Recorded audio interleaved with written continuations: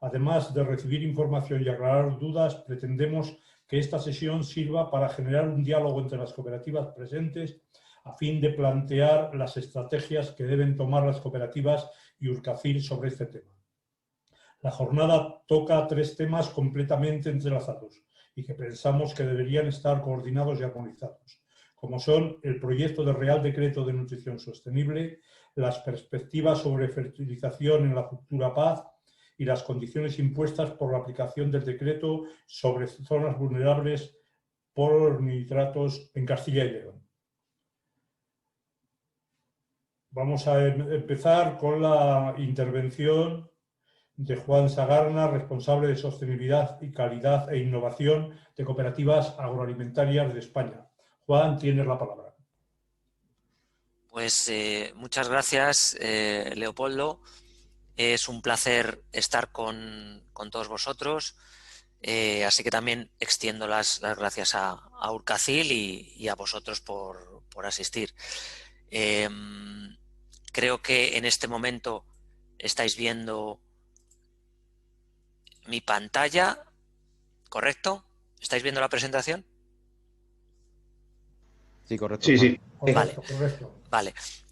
Bueno, pues vamos a hablar de un Real Decreto que está en estos momentos en fase de elaboración. Es todavía un borrador de Real Decreto. El Ministerio nos lo comunicó a las organizaciones representativas en los últimos meses del año pasado y todavía no hay una versión definitiva. Seguramente nos dicen desde el Ministerio que hasta final de este año no se publique el Real Decreto, en todo caso el segundo semestre.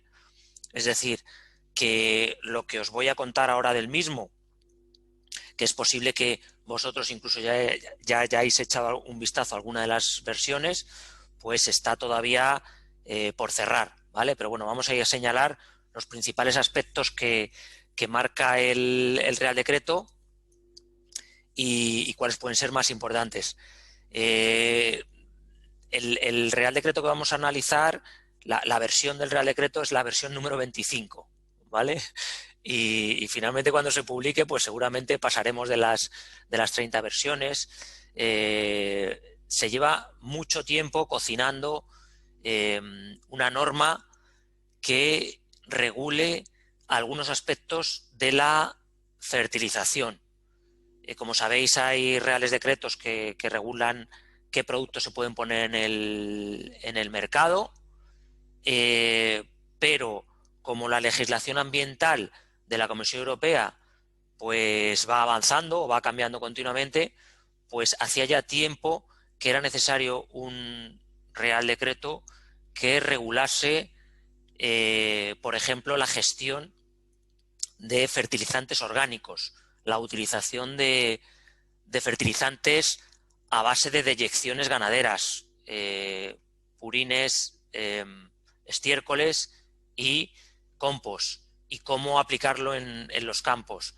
Bueno, este Real Decreto es un Real Decreto bastante amplio y que intenta atacar distintos frentes, como ahora veremos, ¿vale? De hecho, hace poco tuve yo una presentación similar para el sector ganadero de la cornisa cantábrica, ¿vale? Es decir, seguramente un ámbito de actuación bastante diferente del que más os interesa a vosotros en la reunión de hoy, ¿no? Pero para que veáis que es un Real Decreto bastante amplio. Bueno, ahí os pongo lo primero para empezar unas siglas que no, lógicamente, no tenéis por qué entender, pero que se refieren al Plan Nacional del Control de la Contaminación Atmosférica, PNCCA, Plan Nacional Integrado de Energía y Clima, PNIEC, y Estrategia de la Granja a la Mesa, ¿vale? Los dos primeros son estrategias nacionales que intentan luchar contra la contaminación atmosférica, la contaminación en el aire, y el segundo contra el cambio climático, y tienen mucho que ver con la génesis de este Real Decreto, porque, como sabéis, tanto en la contaminación atmosférica hay que tener muy en cuenta la presencia en el aire del amoníaco, y en la lucha contra el cambio climático pues hay que tener muy presente el óxido nitroso que se genera al aplicar determinado tipo de fertilizantes, y que es un gas de efecto invernadero que puede ayudar a incrementar las emisiones de gases de efecto invernadero en la atmósfera, ¿vale? Por eso esas normativas son importantes y condicionan bastante lo que finalmente acabe apareciendo en este Real Decreto. Por otro lado, la estrategia de la granja a la mesa, que presentó también en los últimos meses del año la Comisión Europea, es muy claro también en cuanto a sus exigencias, que ya conocéis seguro, y que de forma global para la Unión Europea establece una reducción, por ejemplo, del 50% de uso de productos fitosanitarios, o del riesgo asociado al uso de productos fitosanitarios, un 50% de reducción de antimicrobianos en la alimentación animal, y hasta un 20% de reducción de fertilizantes para toda la agricultura europea. Está por ver cómo eso va a afectar a la agricultura española, porque ahí veremos si se establecen límites individuales nacionales, pero en todo caso lo que hay, como luego creo que explicará bastante mejor José Santos, unos objetivos europeos que condicionan mucho este Real Decreto. Bueno, entonces, ¿qué dice el Real Decreto en su versión número 25? Bueno, la primera línea de exigencias que plantea el Real Decreto están enfocadas a que a partir de ahora las aplicaciones de fertilización que se realicen en las explotaciones van a tener que ser registradas, ¿vale? Como sabéis, actualmente en el cuaderno de explotación únicamente es necesario, salvo excepciones, únicamente es necesario registrar las aplicaciones fitosanitarias, ¿vale? Y a partir de la entrada en vigor de este Real Decreto, es decir, seguramente a partir del 2022, pues va a ser necesario también registrar la aplicación de los fertilizantes y de las enmiendas, ¿vale? Además, el cuaderno de explotación debe incluir también información actualizada de la composición del suelo, algunas características del mismo en cuanto a materia orgánica, nutrientes y contaminantes. Está por ver cómo va a ser esta exigencia, es decir, si van a obligar a hacer analíticas propias, que seguramente pues sea prácticamente imposible, o sencillamente pues a conocer a través de los datos públicos cuál es el estado de los suelos de tu zona, ¿vale? Y registrarlos ahí. Pero va a haber que tener un conocimiento y registrar algunas características del suelo.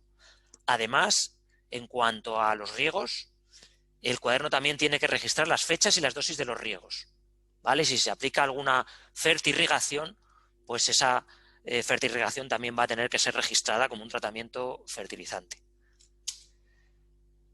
El Real Decreto establece una especie de calendario en la que el abonado va a estar restringido, luego lo veremos, pero esto lo primero que hay que decir es que el Real Decreto propone una especie de modelo, pero luego esto va a poder ser adaptado siendo más exigente o menos restrictivo por las comunidades autónomas, en vuestro caso por la Consejería de la Junta. Dice el Real Decreto que a partir del 2026, y luego veremos también, dependiendo de los cultivos, que esta fecha cambia, será necesario un plan de abonado, excepto para pequeñas explotaciones, luego lo vamos a ver, una planificación plurianual de las rotaciones de cultivo, ¿vale? Es decir, no te basta como hasta ahora en la condicionalidad, que tienes que demostrar que ese año estás diversificando tu explotación con distintos cultivos, sino que vas a tener que hacer una previsión de tus rotaciones, y vas a tener que calcular también con formato plurianual la fertilización que vas a necesitar, no para tu año de cultivo, sino para los siguientes también, ¿vale? Eso va a formar parte de un plan, una planificación. A partir del 2028, además, en determinadas condiciones va a ser obligado un asesor en fertilización, ¿vale? Igual que en los, por ejemplo, que en las recetas veterinarias, que como sabéis tiene que intervenir un veterinario, pues para determinadas aplicaciones de fertilización va a ser obligatorio contar con un asesor, ¿vale? Veremos en qué queda esto porque es una de las partes más comprometidas, pero en todo caso, bueno, pues se plantea a partir del 2028. Al igual que en la aplicación de productos fitosanitarios, que sabéis que los equipos de tratamiento tienen que sufrir una especie de UTV, que se llama ITAF, ¿no? Pues se plantea que las abonadoras también van a tener que sufrir periódicamente una inspección para controlar pues que los equipos garantizan una adecuada eficiencia en la aplicación de los fertilizantes. Y por otro lado, y esto es la principal restricción en cuanto a los productos que se pueden utilizar, es que se va a limitar la aplicación de la urea, que como, bueno, la urea en su aplicación en determinadas condiciones emite al aire unas dosis elevadas de amoníaco y quieren controlarlo porque el amoníaco es un precursor de la formación de partículas en suspensión que afectan a la calidad respiratoria, y Europa está muy preocupada por este asunto, y lo que se propone es la limitación de las necesidades de nitrógeno en la utilización de la urea, limitándolo al 25% de las unidades de nitrógeno que se utilicen, ¿vale? Y además aquella que se aplique deberá estar prilada o con inhibidores o con medidas equivalentes que luego veremos someramente, ¿vale? Bueno, estas son las medidas específicas para la urea, ¿vale? Tampoco me voy a extender en ellas porque, bueno, esta presentación o el Real Decreto, pues seguro que os lo va a repartir José, y además, bueno, pues la urea no es un producto que allí por vuestra zona, hasta donde yo recuerde, pues utilicéis mucho, pero bueno, en todo caso, recordad, se va a tener que limitar al 25% de las unidades de nitrógeno el uso de la urea, y siempre que se utilice, pues va a tener que tener unas determinadas condiciones que eviten la emisión a la atmósfera del amoníaco, sea con inhibidores, sea con un polímero que lo recubra, sea inyectado, etcétera. Con respecto al plan de abonado que decíamos antes que iba a ser necesario a partir del 1 de enero del 2026, ya veis que a partir de esa fecha a todas las explotaciones cerealistas de más de 30 hectáreas tendrán que tener un plan de abonado. A partir del 2027 van bajando las hectáreas que obligan a ese cumplimiento, y bueno, pues a partir del 2028 todas las explotaciones que cultiven cereal van a tener que tener ese plan de abonado. Si estamos hablando de regadío, si estamos hablando de secano, pues hasta 10 hectáreas pues estarán exentas de esa obligación. Bueno, en ese cuadro podéis ver el calendario previsto en secano y en regadío y los años en los que entrará en vigor ese plan de abonado.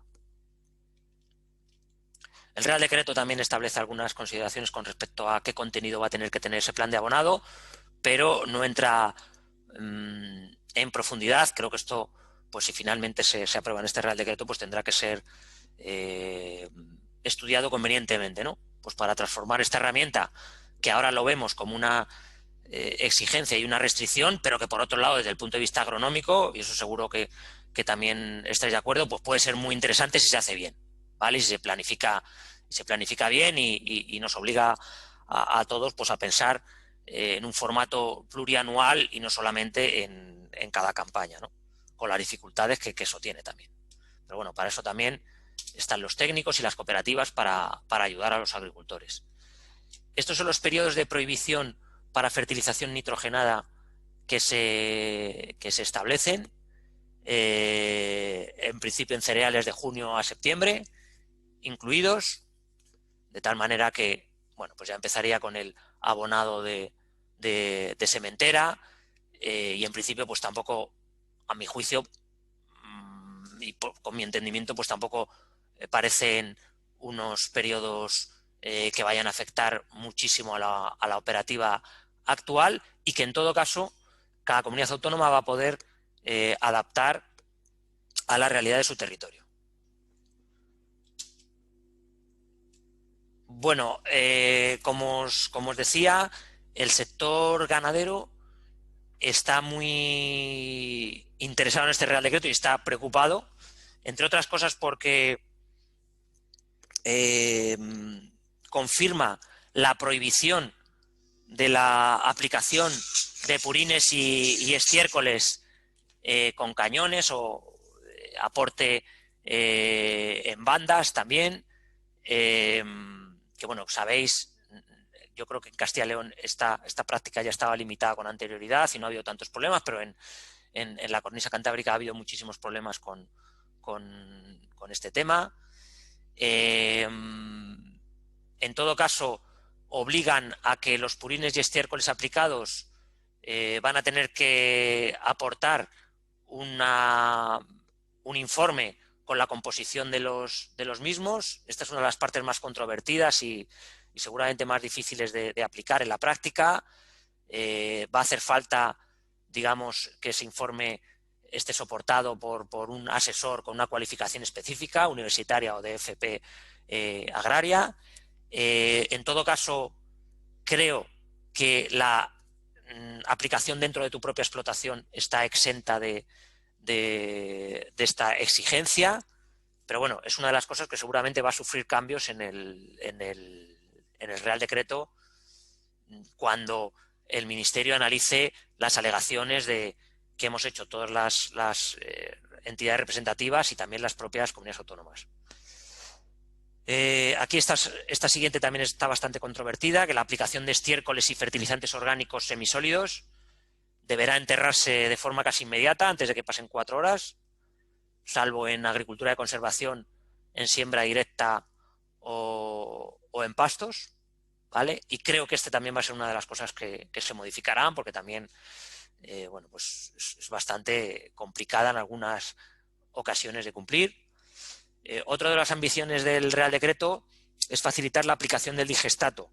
El digestato es la parte digerida que sale de las plantas de biogás, ¿vale? Que en muchas ocasiones, pues la materia prima, como sabéis, pues es pues el propio estiércol, el purín, mezclado con otros codigestos, que se les trae la energía en forma de biogás, pero que los nutrientes en forma de NPK, lo mismo que entra, sale igual, ¿no?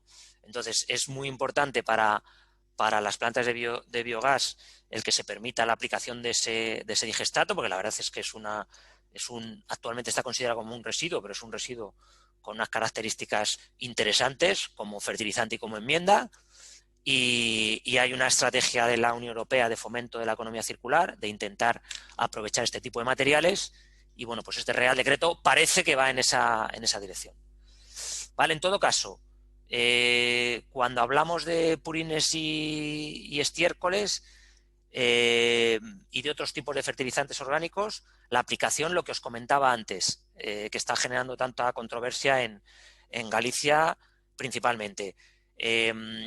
Se prohíbe la utilización de cañones, y lo que se obliga es a que esa aplicación de purines y estiércoles sea o bien por inyección o por un sistema de bandas con discos que abran el terreno y permitan depositar el producto, o con un sistema de bandas con mangueras que lo que hagan es que la máquina deposite en el suelo directamente sin que caiga el producto, sino que simplemente sea depositado sobre el mismo, ¿no? Seguramente este último pues sea el sistema más fácil y razonable.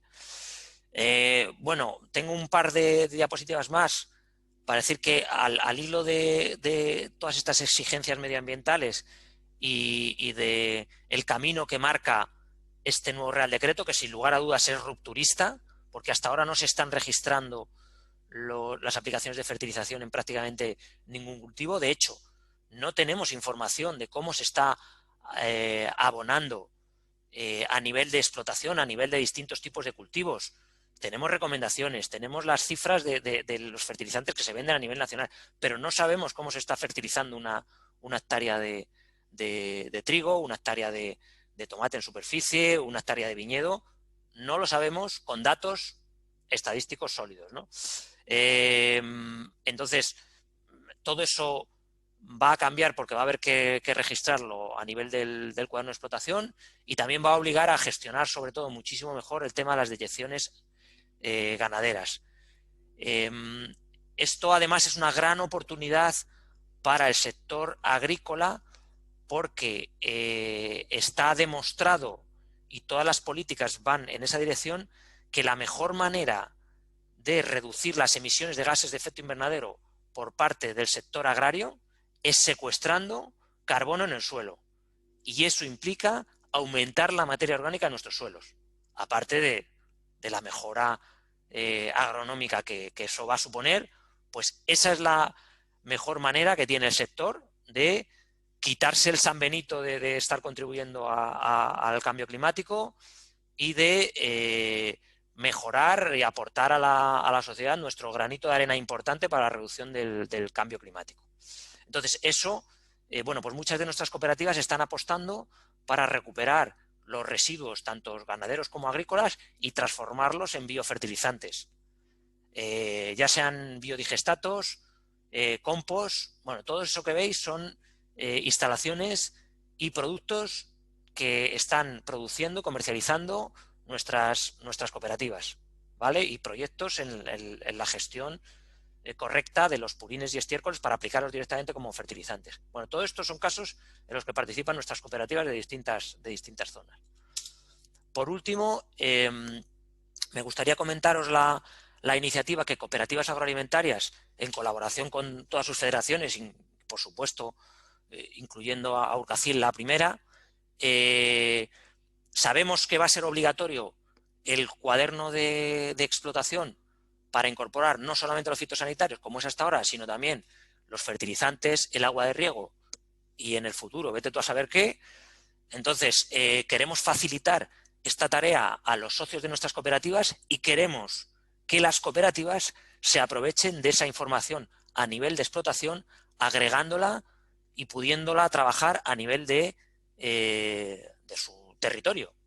Entonces, hemos desplegado un proyecto que se llama Cooperativas Digitales y Sostenibles 2025, que incluye el despliegue de un cuaderno de campo digital cooperativo en los próximos meses, que, bueno, pues hemos cerrado un acuerdo para distribuir hasta 1000 licencias de sistemas de información geográfica gratuitas entre nuestras cooperativas, y de forma voluntaria ir desplegando este sistema. Todas aquellas cooperativas que se involucren van a poder dar este servicio gratis a sus socios. Sus socios además van a poder compararse, por ejemplo, su hectárea de remolacha con las hectáreas de remolacha de su zona o de su provincia. Lo mismo para cualquier tipo de cultivo, por ejemplo, para viñedo. Y va a poder medir a través de la comparación si los fertilizantes y los fitosanitarios y el agua de riego que está utilizando están en los promedios de los demás, o él es más eficiente o más ineficiente o lo que sea. Y por supuesto la cooperativa va a tener la capacidad de analizar toda esa información a nivel global.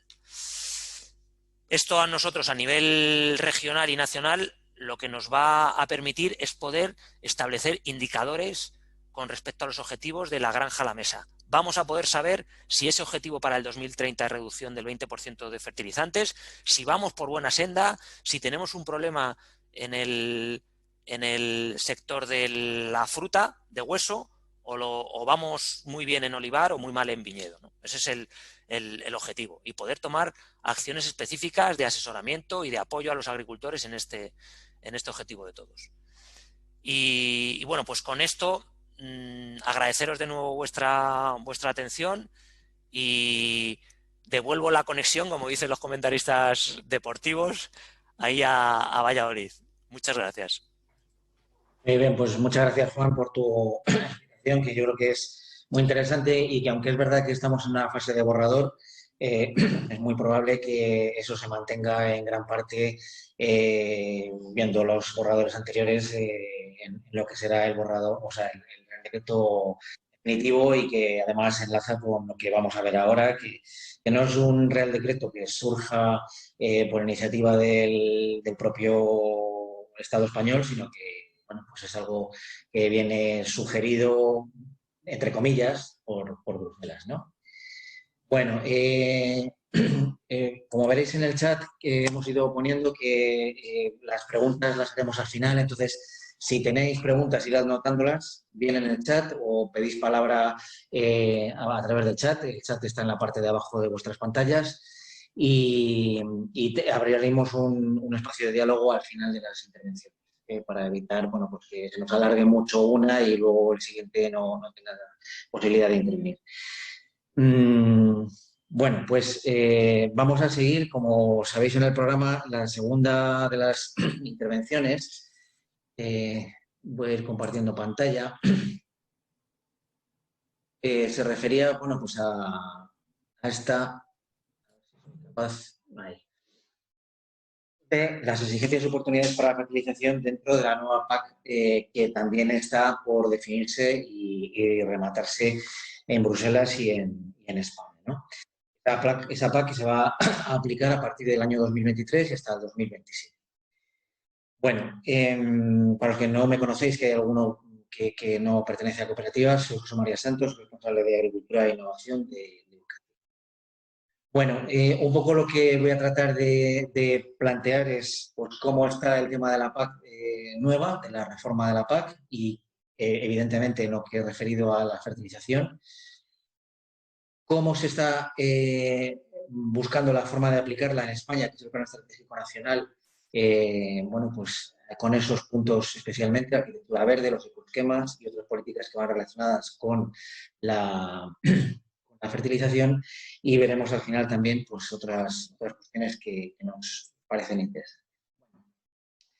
Como sabéis, bueno, pues la PAC hasta ahora era Bruselas la que dictaba las normas y lo único que había que hacer era aplicar las normas por parte de los agricultores y los ganaderos para poder recibir las ayudas. Eso, a partir de la PAC nueva del 2023, eso cambia porque lo que hay ahora es una serie de objetivos, una serie de ejes estratégicos que son esos que veis ahí en la pantalla, que son los que marca Bruselas y que cada Estado va a tener que hacer su propia PAC, vamos a decir, a la carta, sabiendo que tiene que cumplir con esos 9 objetivos que veis ahí y que, bueno, pues en principio permite más flexibilización y que se adapte a las necesidades reales del sector agrario, agroalimentario y más, como veremos ahora, de cada país, ¿no? Entonces, dejamos de necesitar cumplir, y esto es importante, normativas de Bruselas para cobrar las ayudas, a que ahora lo que tenemos que es definir objetivos para cumplir con esos objetivos estratégicos de Bruselas, objetivos nacionales, y que las ayudas vendrán en función de que cumplamos, de que cada uno de los agricultores, cada uno de los territorios y cada Estado cumpla con esos objetivos que se ha planteado. Entonces, bueno, pues la situación cambia radicalmente. Es decir, ahora nos van a revisar cada año la PAC en función de los objetivos y resultados que hemos tenido. Bueno, ahí veis que hay 9 objetivos. Los 3 primeros van relacionados con el mercado, con la competitividad, con la agricultura fundamentalmente. 3 en el medio, que son los que hacen referencia a medio ambiente y clima. Y otros 3 que hacen referencia pues, a sociedad, salud, a mujeres, a incorporación de jóvenes, al desarrollo rural en general, ¿no? Bien. Pero la PAC no es lo único que existe en la Unión Europea, ¿no? Esta PAC que se estaba negociando, bueno, pues estaba así desde el año 2017 que se estaba negociando y en el año 2019 entra la nueva Comisión Europea. La Comisión Europea tiene un objetivo que es para toda la Unión Europea, que es el Pacto Verde Europeo, que lo que pretende es que la Unión Europea sea climáticamente neutra en 2050, como veis aquí. Esto afecta no solo a la agricultura, que mucha gente piensa que es que esto es un invento para fastidiar a la agricultura. No. Como veis aquí, habla de energías. Voy a ver si soy capaz de encontrar el ratón. Bueno, veis aquí en el segundo cuadrito que habla de energías, habla de industria, habla de construcción, habla de transporte y también es verdad que a la derecha veis que aparece el tema de biodiversidad, ¿eh?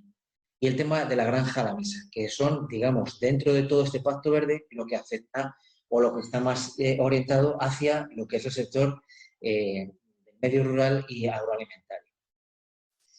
Bueno, como veis ahí, una de las cosas que pretende es movilizar investigación e innovación y que, bueno, pues todo esto tiene su financiación, que nadie se quede atrás, una transición justa, que también nosotros pues entendemos que debe ser así y que es importante porque el sector agrario, como decía ahora Juan, pues genera contaminación, es verdad, pero también es verdad que puede ser una de las partes importantes para resolver ese problema, ¿no? Y desde luego le afecta extraordinariamente. Hace una semana teníamos la mayor ola de frío que ha habido en España en los últimos 20 años y hoy tenemos en Valladolid 17 grados y en Alicante 21. Es decir, que estamos sufriendo y vamos a ver cómo eso, pues cultivos que hace 4 días en el Levante estaban completamente helados, hoy están asfixiados por el calor. Eso influye evidentemente en nosotros.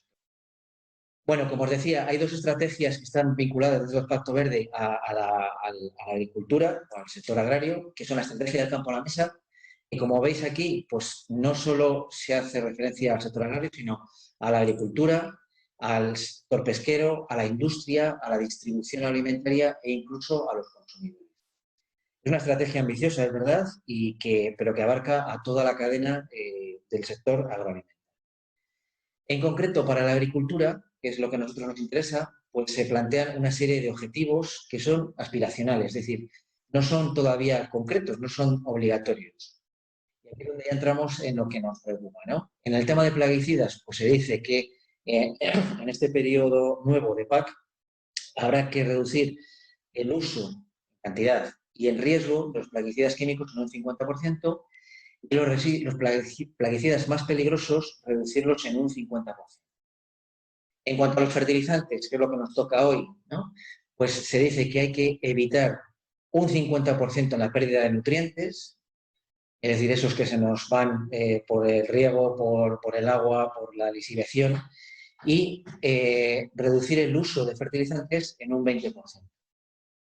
¿Se ve bien, Ana? Es que a nosotros se nos corta, no sé a la gente, pero a nosotros se nos corta la diapositiva, no la vemos entera. ¿Veis entera vosotros la diapositiva? Yo sí la veo. No, no se ve entera. No, se corta No se por ve arriba. Por arriba está cortada. Entera no se ve, pero Pero no, vamos, es por lo que se corta y se entiende prácticamente todo. Vale, pues ya lo siento porque yo aquí lo veo bien y no sé exactamente dónde está el problema. No, se entiende. Vale, gracias, Ana. Bueno, como os decía, en este tema hay que reducir la pérdida de nutrientes en un 50% y el uso de fertilizantes en un 20%. Son aspiracionales, es decir, que esto es un objetivo que no tiene por qué cumplirse en todas las explotaciones, sino que puede cumplirse por territorios y unos tendrán que reducir más, otros menos, unos ya han avanzado en este terreno o no. El tema de, por ejemplo, también en los antimicrobianos, los antibióticos en animales de granja y que se incremente la agricultura ecológica en un 25% de superficie. Eso no quiere decir que haya que incrementar en todas las explotaciones, sino que en general, en cada país, en toda la Unión Europea, hay que aspirar a eso.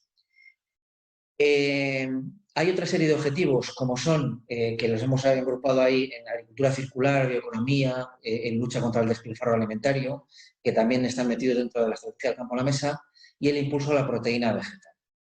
Bueno, pues para que veáis un poco que tiene relación. ¿De dónde viene el tema de los fertilizantes fundamentalmente? Pues lo que de esta gráfica, ¿no? Que yo creo que es muy parecida a la que el otro día ponía José Guirao aquí en la reunión que tuvimos. Bueno, aquí, según esto, pues, y son datos estadísticos de cada país, digamos, lo que representa es los excedentes de nitrógeno, que es la línea azul en España. La línea roja es la de fósforo, los excedentes que se echan, digamos, en cada territorio durante los años. Como veis, en la de nitratos, que es la roja, desde 2008, bueno, pues aunque se había rebajado, pues desde 2008 ha vuelto a subir y volvemos a tener más excedentes, más producto del que necesitaríamos ¿no? Y lo mismo en el caso de nitrógeno, en el caso del fósforo y a nivel de la Unión Europea. Es un problema exclusivo nuestro, ¿no? Esto supone pues, que las zonas vulnerables por nitrógeno en España pues, abarcan el 17% de la superficie o el 16% y de la superficie agraria un 35%. Es decir, más de un tercio de la superficie agrícola está afectada como zona vulnerable por nitrógeno a nivel nacional. Y que el 21% de las estaciones de agua están afectadas por contaminación por nitrógeno. Y que esta contaminación no solo ha incrementado en esas superficies, en esas áreas, sino que esa concentración de la contaminación se ha incrementado. Eso genera problemas de gases de efecto invernadero, problemas de disponibilidad de agua y demás. ¿Cómo reducir esto? Bueno, pues es lo que tenemos que empezar a pensar, como ha dicho Juan, pues medidas de mitigación, utilizar más leguminosas, otro tipo de fertilizantes, nueva maquinaria, nuevas tecnologías en los fertilizantes, utilizar los productos menos contaminantes como pueden ser los amoniacales, los ureicos, en fin, rotaciones, la gestión integrada de plagas. Bien, además de la estrategia del campo a la mesa, tenemos la estrategia de biodiversidad, que también hace una referencia a ciertos objetivos que habría que cumplir en el sector agrario. Y ahí tenéis, pues, fundamentalmente, el tema de la biodiversidad, el tema del cuidado de los ríos, de la protección de los polinizadores y la protección del suelo. Esta misma mañana aparecían noticias sobre el estado de los suelos en España, pues que cada vez tenemos más problemas de erosión, de desertificación. Y luego aparecen otra serie de medidas que tampoco nos afectan ya tan directamente al sector agrario. Bueno, pues como os decía, estas estrategias del Pacto Verde tienen que estar incluidas dentro de esta PAC europea y dentro de estos pagos estratégicos, de estos planes estratégicos de cada país. Como veis, en los planes estratégicos hay un primer pilar y un segundo pilar, que son los que ha habido, o sea, eso no cambia, pero dentro de esos pagos, de ese primer pilar, aquí están los pagos, esto es una nueva estructura, y dentro de esa estructura, que no voy a parar en ello, están, como una de las medidas importantes, son los ecoesquemas, y dentro del segundo pilar, pues el tema de saneamiento, agroambientales y demás, ¿no? Bueno, no cambia mucho la estructura, sí cambian los tipos de ayudas, pero vamos a ver sobre todo este tema que es el que nos puede afectar más como el tema de la fertilización. Eso es lo que llamamos la arquitectura verde. Los ecoesquemas. Esta medida, que es nueva dentro de la PAC, lo que viene es a cubrir un poco el espacio que había entre la condicionalidad, era como el espacio un poco que tenía el pago verde que tenemos desde 2015 hasta 2022, ¿no? Ese pago verde que teníamos hasta ahora se va a incluir dentro de la condicionalidad reforzada. Esto se llama reforzada. La condicionalidad existía en los pagos, es decir, yo no podía recibir los pagos de la PAC si no cumplía la condicionalidad. Bueno, pues ahora voy a tener que cumplir además una condicionalidad reforzada que es la anterior más lo que estaba en el pago verde actual, ¿no? Los ecoesquemas estarán entre medias, entre la condicionalidad reforzada y las ayudas de agroambiente y clima. Estos son obligatorios para recibir las ayudas. Estos van a ser, en cierto modo, voluntarios, pero si tú no, como veremos ahora, si tú digamos que no te apuntas a estos ecoesquemas en tu explotación, vas a perder una cantidad importante de dinero de los pagos, como pasaba actualmente con los pagos verdes. Y las ayudas de agroambiente y clima, estas sí que son voluntarias, ¿no? Todos los pagos que, bueno, pues cada uno se acoge a ellos. Y esto es lo que está incluido dentro de, digamos, de la PAC, ¿no? Es un poco la arquitectura verde de la PAC. A todo esto Se añade el que tenemos el Real Decreto de Nutrición Sostenible, como acaba de comentar Juan Sagarna, y que estará pues, obligado en los próximos, a lo largo de todo este año. Y tenemos también, perdón, que estoy admitiendo también a personas a la vez, y las zonas vulnerables a la contaminación por nitratos, que es lo que hablaremos ahora en el próximo intervenciones, ¿no? Bueno, pues eso hace que todo esto, no solo la PAC, sino que hay otra serie de medidas que están afectando a la fertilización y que deberemos tener muy en cuenta. Bien, dentro de esos ecosquemas, los que hay actualmente, que es un borrador que se está negociando, tenemos estos 8 propuestos por el Ministerio y he remarcado ahí los 2 que hacen referencia a la fertilización. El 4 de rotaciones con cultivos mejorantes, que vamos a ver ahora, y los planes de individuales de fertilización. Bien. Pues vamos con el segundo, que es más importante, ¿no? Los ecosquemas, en cuanto a esos planes individuales de fertilización, es decir, como medidas que van a ser voluntarias, pero que si tú no te acoges pierdes dinero, vamos a tener realmente este ecosquema se llama Agricultura de Precisión, Plan de Gestión de Nutrientes. Y bueno, yo creo que el nombre también indica por dónde vamos a ir y que va muy en referencia a lo que pues se nos está pidiendo en el Real Decreto y también en general en toda la fertilización. ¿Cuál es el objetivo de este ecoesquema? Pues el aporte de nutrientes ajustado a las necesidades reales de los cultivos. Eso contribuye, como veis ahí, a los objetivos estratégicos, esos que veíamos en la primera pantalla, a los objetivos estratégicos 4, 5 y 6, y está por encima, es decir, porque eso es de las buenas condiciones agrarias y medioambientales, las de CAM, y la condicionalidad está por encima de ellos, porque tiene que estar entre medias de esas condiciones. ¿Qué exigirá estos planes individuales de fertilización para acogerse a ellos? Bueno, pues que haya unos planes individuales de abonado en cada explotación para ajustar los nutrientes a las necesidades reales de los cultivos, minimizando las pérdidas y el impacto al medio ambiente.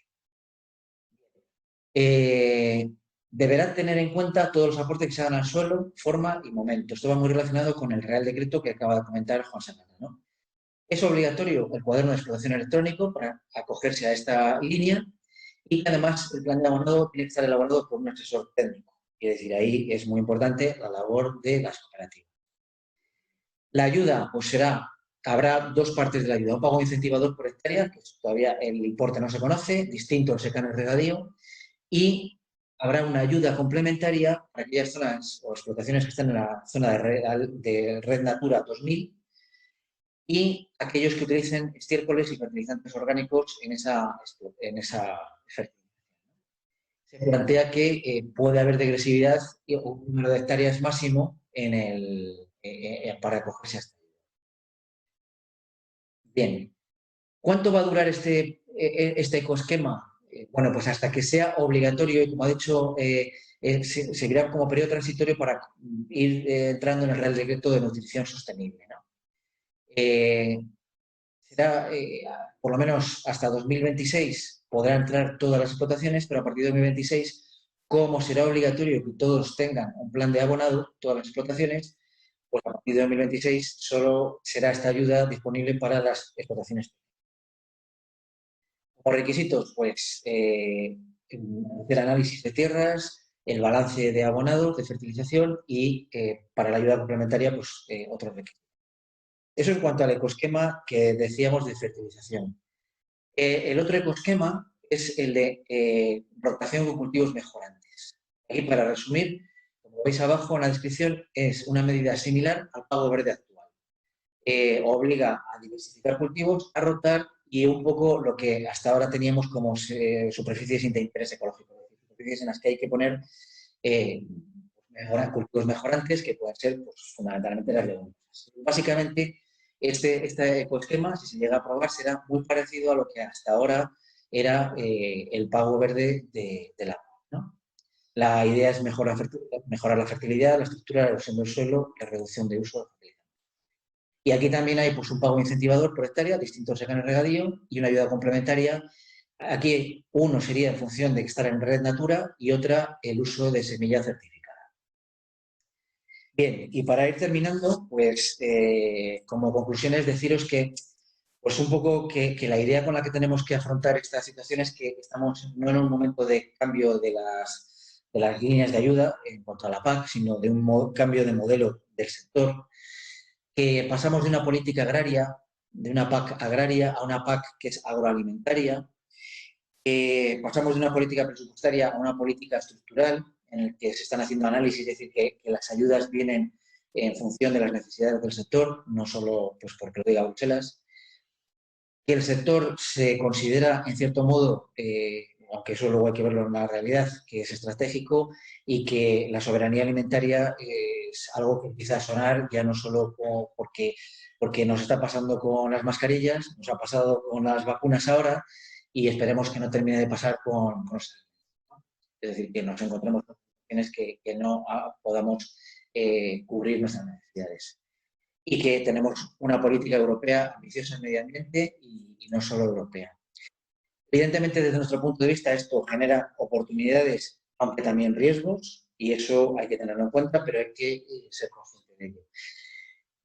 La sostenibilidad, nosotros entendemos y defendemos ante la Administración que tiene que haber una triple sostenibilidad. No vale solo la medioambiental y no vale solo la social, sino que tiene que ir acompañada de la económica, porque si se ponen unos requisitos que son inviables económicamente, nadie se va a poder apuntar a ello, ¿no? Necesitamos consenso y armonización. No puede ser que ahora estemos con el Real Decreto de zonas vulnerables y nos impongan unas condiciones, mañana el Real Decreto de nutrición sostenible, dentro de 4 días el tema de la PAC. Bueno, yo creo que necesitamos que en plazos y en contenidos todo se armonice y que haya un consenso entre comunidades autónomas, gobierno nacional y europeo. Necesidad de implantar una transición justa, ¿no? que contemple también que el sector también ha avanzado ya en los últimos años y también en los enfoques colectivos, colaborativos y cooperativos. Que no solo el agricultor tenga que cumplir con todas las condiciones, sino que lo pueda hacer en conjunto en su cooperativa, ¿no? De forma agrupada. Y para terminar, pues algunas actuaciones que ya tenemos en marcha, ¿no? Nosotros como Urcacil estamos en muchos proyectos europeos o proyectos de otro rango, pero que lo que pretenden fundamentalmente es que proyectos en los que estamos dando solución a esto. En el primero no estamos. El proyecto Innovatrigo, a mí me gusta ponerlo porque es un proyecto que lo que ha pretendido es ver cómo se puede utilizar, qué herramientas tenemos que utilizar en el cultivo del trigo para reducir el CO2. Resulta que nos hemos encontrado con que, en ese proyecto han conseguido reducir la huella de CO2 en un 25%, pero han conseguido reducir los costes en 42 euros por hectárea, incrementando el beneficio de la explotación en un 18% en esas parcelas de trigo. Es decir, tenemos que ir a proyectos cada vez más. La Unión Europea nos obliga a ir a proyectos europeos, ¿no? A proyectos de investigación, a que nos movamos a no solo las ayudas típicas, sino a investigar por nuestra cuenta. En ese sentido, pues estos proyectos yo creo que son muy en esa línea de buscar la cuadratura del círculo de esa innovación económica, ambiental y social a la vez. Nosotros estamos en proyectos como Urcacil, ¿no? De Promolec, de Legumpor, el Grupo Operativo de Agricultura Ecológica, que pretende promover y buscar cómo se pueden utilizar las leguminosas más, y eso contribuye al tema de la fertilización. Hemos estado en proyectos de recuperación de nutrientes, como hemos visto a lo largo de la presentación, el proyecto Nutriman, que os invito a que reviséis, que es muy interesante para los que generáis residuos que pueden ser biofertilizantes y para los que utilizáis fertilizantes, ¿no? Estamos en proyectos de agricultura circular, de sostenibilidad, de planes de fertilización y fitosanitarios, por ejemplo, el proyecto MEF4CAP, en el que está una cooperativa nuestra implicada de digitalización para hacer esos planes de fertilización adaptados a qué es lo que acaba de contar ahora José Garna. Alternativas como las leguminosas a través de utilización de harinas como el Biodog, con el Itacil, y luego los cuadernos de campo como el que os ha contado Juan Sagarna ahora, o pues uno que está planteando ahora mismo la propia Administración Regional, Satigum, que se iba a haber presentado este sábado pasado y que no se pudo hacer por las condiciones en las que estamos, ¿no? Bueno, quiero decir que es verdad que hay exigencias, pero también hay posibles salidas a todo esto. Y con esto termino mi intervención y, bueno, pues creo que nos estamos juntando bastante bien al tiempo planteado y doy paso ahora a José Ángel Cortijo. Bueno, pues nos va a hablar de las zonas vulnerables a la contaminación por nitratos en Castilla y León, ¿no? De las exigencias actuales y las perspectivas. Esto enlaza muy bien con la charla que en principio a finales de octubre pues tuvimos con José Guirao de la Consejería de Medio Ambiente y que nos contó pues cómo está el programa de actuación y el decreto que se aprobó en julio. Pues José Ángel, muchas gracias y adelante. Vale, muchas gracias, José. Voy a ver si puedo compartir pantalla.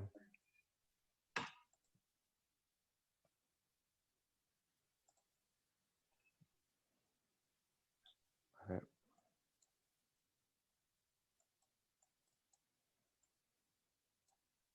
Vale.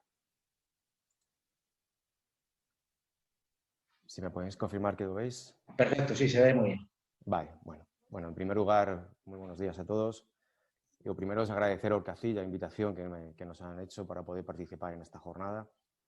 Yo creo que es de máximo interés porque os afecta, por supuesto, a todo el sector agrario, pero muy directamente a todos los técnicos de las cooperativas. Yo creo que preparando estas jornadas, hablando con José María, la gran pregunta es ¿qué hace un técnico de una cooperativa ante esta situación y cómo podemos afrontarla, ¿no? Y un poco ese objetivo de la jornada, lo que yo quiero transmitiros es qué exigencias actuales hoy, qué perspectivas tenemos y, sobre todo, dejar muchas preguntas en el aire, porque las vais a tener vosotros y yo no voy a ser capaz de responderlas, ¿vale? Pero yo creo que el debate final, después de la intervención de Óscar Sayagués, también de la Consejería de Agricultura, pues puede ser muy interesante para todos, ¿vale? Y todo comienza aquí, todo comienza en el Boletín Oficial del Estado, el Boletín Oficial de Castilla y León, ¿no? En este caso, en la publicación de la nueva norma de zonas vulnerables, ¿vale? Como habéis hablado muy bien, y esta parte la habéis tratado muy bien, es decir, existe un montón de políticas ambientales. Yo también las he querido resumir aquí, lo ha explicado perfectamente José María y Juan al principio. Todas estas normas afectan de alguna manera a la fertilización, ¿vale? Y yo creo que de una manera muy errónea parece que la fertilización es el culpable de muchas cosas, ¿no? Y a veces se olvida que la fertilización es responsable de más del 50% de los alimentos que se producen en el mundo, ¿no? Yo creo que es un error solo localizar como una parte negativa, ¿no? Es cierto que se pueden mejorar las cosas y se pueden hacer mejor, es indudable, pero un poco parece que las políticas están persiguiendo esta forma de trabajar cuando haciéndolo bien es el que da sustento, economía y rentabilidad a los agricultores, ¿vale? Como veis, lo han explicado muy bien los anteriores. Quizás solo ha quedado nombrar FAST. FAST es una herramienta que va un poco unida a las herramientas digitales que han comentado tanto Juan como José María, y no voy a entrar un poquito más en esto, ¿vale? Nos quedamos con la parte final, que es el crecimiento de las zonas vulnerables tanto en Castilla y León como en España. Este mapa refleja a día de hoy todas las zonas vulnerables que hay en España, ¿vale? Que sepamos, solo no hay declaración de zona vulnerable sobre una parte de España, que es en Galicia, ¿vale? En el resto, como veis, están todas muy afectadas, incluso con limitaciones extremas, como también ocurre en este caso en las zonas de Mar Menor y de Murcia, que habéis oído en otras ocasiones, ¿vale? La reglamentación que marca todo esto es la Directiva Europea 91/676, que es la que marca que todos los países miembros tienen que designar zonas vulnerables a contaminación por nitratos. En la actualidad, en Castilla y León lo que se refleja es esto, es decir, la que está activa es esta, y aparte todas estas nuevas legislaciones, ¿no? Os comentaré un poquito a continuación cómo es este proceso y cómo hemos llegado hasta donde hemos llegado, ¿vale? La primera declaración de zona vulnerable en Castilla y León fue en el año 1998 y fue una zona muy concreta. Fueron solo 5 zonas vulnerables con 13 municipios que estaban localizados en la zona de Segovia, ¿vale? Zonas de suelos arenosos, francoarenosos, que tienen mucha carga de explotación, en este caso porcina, ¿vale? Detrás de este primer decreto de zona vulnerable del año 1998, 11 años después, ¿vale?, aparece el decreto de 2009. En este caso, en el decreto de 2009, aparecen 10 zonas vulnerables y pasamos de esos pequeños municipios que había al principio a 67 municipios, que abarcan la zona que veis en los mapas. Yo creo que la mejor forma de que todos los técnicos de las cooperativas que estáis, técnicos, gerentes, personas del mundo cooperativo, es ver las provincias y ver dónde están las zonas vulnerables, ¿no? Porque enseguida identificáis vosotros vuestra zona y vuestra situación, ¿vale?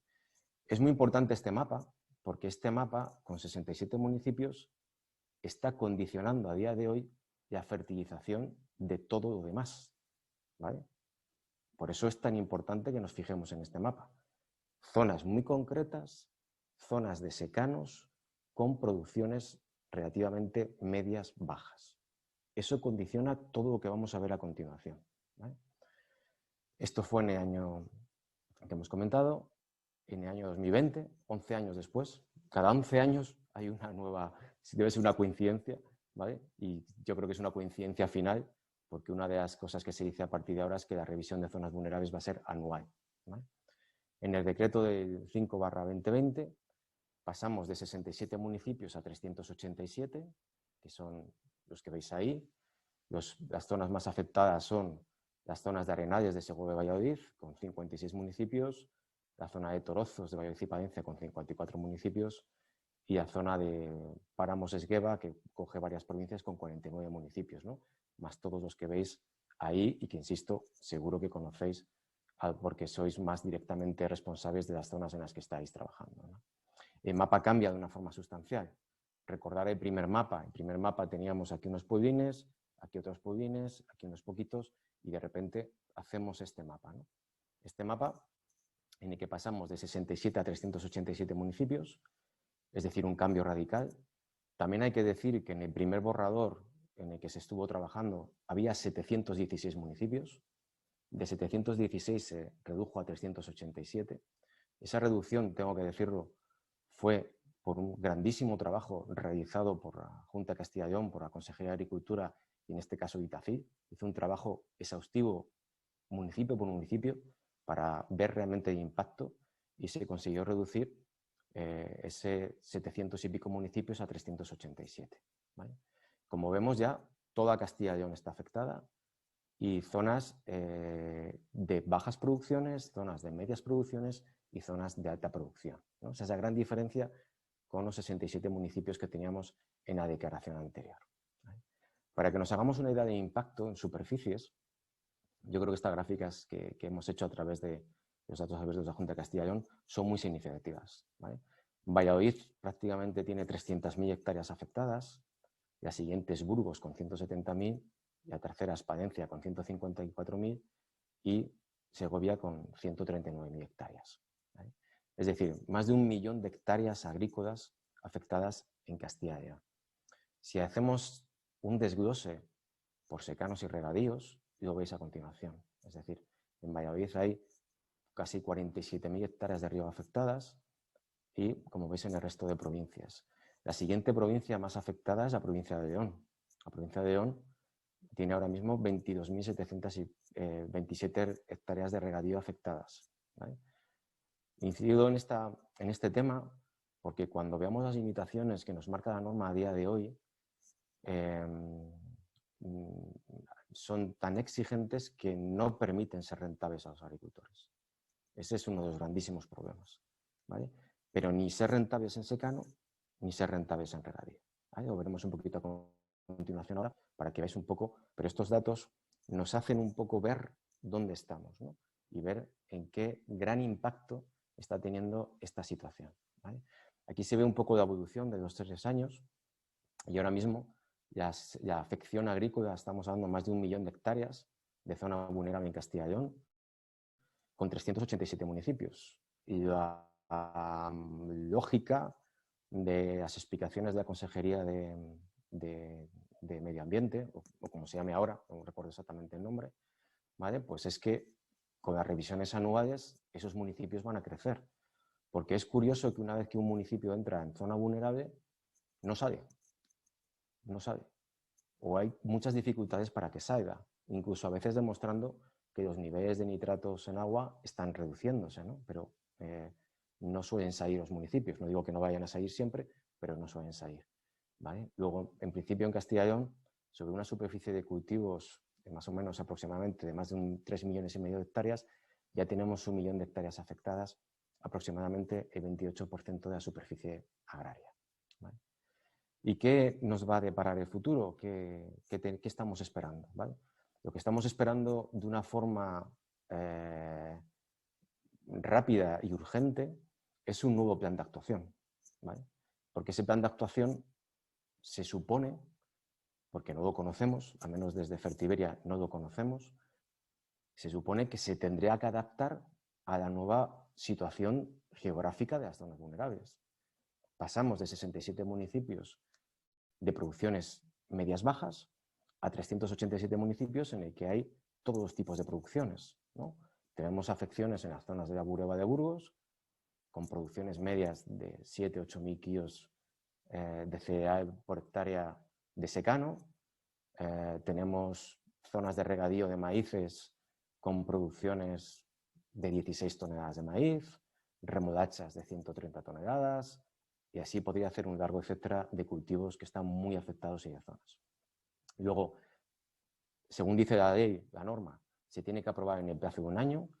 Eso termina, los cálculos, se publicó el 30 de junio de 2020, entraba en ejecución 20 días más tarde, es decir, teóricamente, a fecha 20 de julio de 2021, tiene que estar el nuevo plan de actuación. Si los tiempos se cumplen y se llega a ese año, significa que toda la campaña agrícola 2021 se tiene que hacer con la norma anterior, ¿vale? Eso es importante que lo tengamos en cuenta porque hay que hacer los cuadernos de explotación. Y eso afecta directamente a todos los agricultores y técnicos que estamos ahora mismo sentados escuchando esta charla, ¿vale? El programa de actuación tiene que estar llegado al Código de Buenas Prácticas Agrícolas. Por supuesto, será obligatorio en las zonas vulnerables de Castilla y León. Las zonas vulnerables se revisarán anualmente, es decir, vamos a tener cambios constantemente años a años, ¿vale?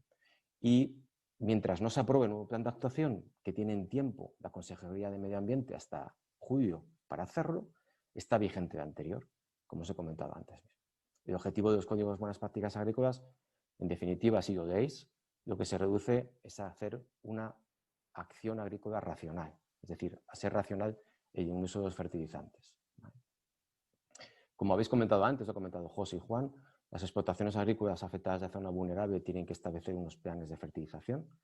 Esos planes de fertilización tienen que estar, obviamente, referidos a unas producciones medias que pueden estar, en este caso, unidas a los anuarios estadísticos de la Junta de Castilla y León o, dependiendo de que cada vez las variedades son nuevas con mayores potenciales productivos, pues habría que adaptarse a esas nuevas variedades y a esos nuevos potenciales productivos. Si cogéis la norma vigente ahora mismo, que es la del año 2010, y os vais a las tablas que hay, os llevaréis las manos a la cabeza si veis las producciones medias que marcan ese reglamento. Marca, por ejemplo, que las producciones de riego son de 5 toneladas por hectárea de trigo, ¿vale? O que son 60 toneladas de remolacha por hectárea. Es decir, una desactualización enorme de la realidad agrícola de Castilla y León con respecto a las normativas que se nos obligan a cumplir. Atentos a esto. Se marca como límite 170 unidades de nitrógeno en si se aportan a nivel orgánico esas unidades de nitrógeno. Es curioso que este dato, os pongo este dato como curiosidad, es el único que está uniforme en toda España. Las zonas vulnerables se regulan por comunidades autónomas. Es curioso que el único que es común son las 170 unidades de nitrógeno a toda España, ¿vale? No se puede aplicar a 10 metros de líneas de agua. Y otra cosa que dice la norma actual. El último aporte de los fertilizantes se realizará como máximo 3 meses antes de la recolección y en ningún caso este aporte será 1/3 de nitrógeno aportado, ¿vale? Esta frase se carga totalmente la posibilidad de producir cereales de calidad panadera o semolera de todos los trigos de Castilla y León. Solo esta frase, ¿vale? Luego, otra posibilidad de que no se nos va a poder permitir producir valor añadido en Castilla y León. Otra cosa muy importante que quiero dejar muy clara a todos los técnicos que nos estáis escuchando. Todos los tipos de nitrógeno en zona vulnerable en Castilla y León están autorizados. Es absolutamente falso que en Castilla y León exista nitrógenos especialmente adaptados a las zonas vulnerables, ¿vale?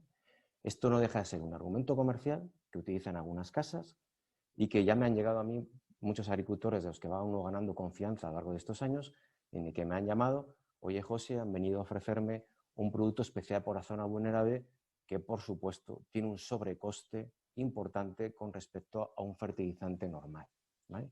Eso es absolutamente falso. En Castilla y León no hay esa exigencia, ¿vale? Aquí está la... Ángel, Dime. 3-4 minutos. ¿Me quedan? Vale, Sí. suficientes. ¿Vale? Bueno, esto es un poco lo que veis, lo que dice en este caso el reglamento, que todos están autorizados, ¿vale? El Código de Buenas Prácticas Agrarias y Limitaciones dice lo siguiente. El Código de Buenas Prácticas tiene 18 apartados, que, como insisto, lo que te viene a marcar es una fertilización racional, básicamente, y tiene esta tabla que ha llevado a confusión. Esta tabla es una recomendación de unidades, ¿vale?, que está en el Código de Buenas Prácticas Agrarias. Pero, como os comentaba con anterioridad, a día de hoy, todos los que estéis en zona vulnerable y hagáis cuadernos de campo, tenemos que cumplir la tabla que veis en la pantalla, que es la que marcaba el plan de actuación del año 2010. Porque, como dice la nueva norma, como no tenemos plan de actuación para 2020, tenemos que tener la norma de 2010. Y esta es la limitación. Hay personas que van con la tabla anterior, ¿vale? Y no, esto es un error. No se pueden cumplir estos niveles. Se tienen que cumplir estos. ¿Y qué significa esto? Pues que teóricamente la zona de la Bureba, que es un secano, no pueden echar más de 87 unidades de nitrógeno por hectárea. Un maíz de Valladolid o de Páramo de León no puede echar más de 230 unidades de nitrógeno. Lo que significa que si hacemos eso, vamos a tener maíces de producciones de 9 toneladas y producciones de trigo de 3.500 kilos. Si cumplimos la norma, que es lo que marca la normativa y la ley, ¿vale? Y os he querido traer una pequeña reflexión, que es lo que pasa en otras regiones, ¿no? Y os traigo este cuadro, que ya es el último, José, para terminar. En Castilla y León tenemos esas exigencias a día de hoy para cumplir en esta campaña. Tengamos en cuenta que si la norma sale en el plan de actuación en julio o junio, ya están abonados todos los cereales de Castilla y León. Los de secano, por supuesto, y los de regadío también. Y permitirme un paréntesis, José. Antes decía Juan que la norma dice que en el mes de junio no se puede echar abono en los cereales. Tened mucho cuidado con eso. El maíz es un cereal y en Castilla y León todavía hay muchas coberteras en el mes de junio en Castilla y León. Tened cuidado con esa parte de la norma, no tengamos un problema con ella, ¿vale? Fijaros otras comunidades qué es lo que hacen. Castilla-La Mancha, que tiene limitaciones climáticas más grandes que Castilla y León, pues tiene normas más laxas y distingue distintos tipos de trigos y de calidades. Y luego las normas de Aragón y Andalucía, que te marcan unidades de extracción por tonelada de producción. No te limitan más. Simplemente un señor de la Bureba de Burgos que vaya a tirar o vaya a aplicar un cereal, una cebada, pues sería multiplicar su producción media por 30 unidades. Luego no tendría una limitación de la producción, cosa que sí que ocurre de una forma drástica, en este caso en Castilla y León, con la norma actual que tenemos, esperando, por supuesto, el nuevo plan de actuación que nos marcará el futuro. Pero de momento no tenemos ese futuro. De momento tenemos un plan de actuación que tenemos que cumplir, que es el que tenía la tabla que os he enseñado con anterioridad. Así que nada, muchísimas gracias, José. Y luego, cualquier duda o pregunta, pues estaré a vuestra disposición para poder contestarla. Muchas gracias.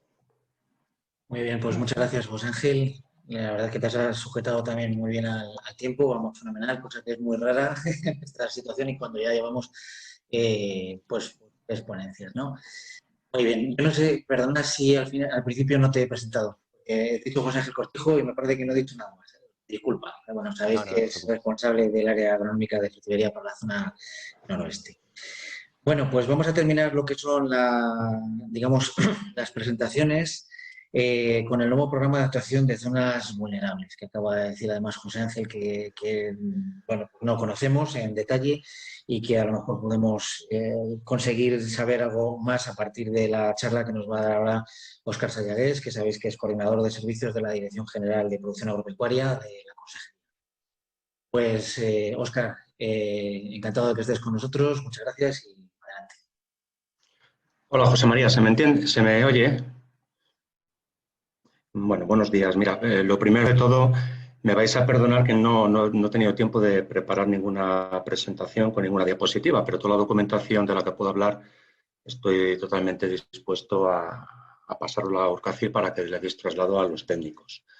Sobre todo porque quiero hablar del programa de actuación que se nos pasó a consultas antes de Navidades de una forma totalmente informal. Se nos ha pasado desde medio ambiente a agricultura de una forma, digamos, doméstica interna para que lo vayamos leyendo, lo vayamos metabolizando y vayamos haciendo nuestras aportaciones y nuestras alegaciones que estamos en ello y ya hemos hecho alegaciones porque me comentan que la próxima semana iniciarán el trámite formal de administrativo para empezar a iniciar la evaluación ambiental estratégica, van a recuperar, a elaborar el documento de alcance y van a someter consultas a todos los agentes interesados, yendo, por supuesto, a la Consejería de Agricultura y Ganadería. Pero yo sobre todo lo que quiero hacer es una reflexión, para que todos los que estamos aquí reunidos lo pensemos. Yo creo, como ha dicho el compañero de Fertiberia, José Cortijo,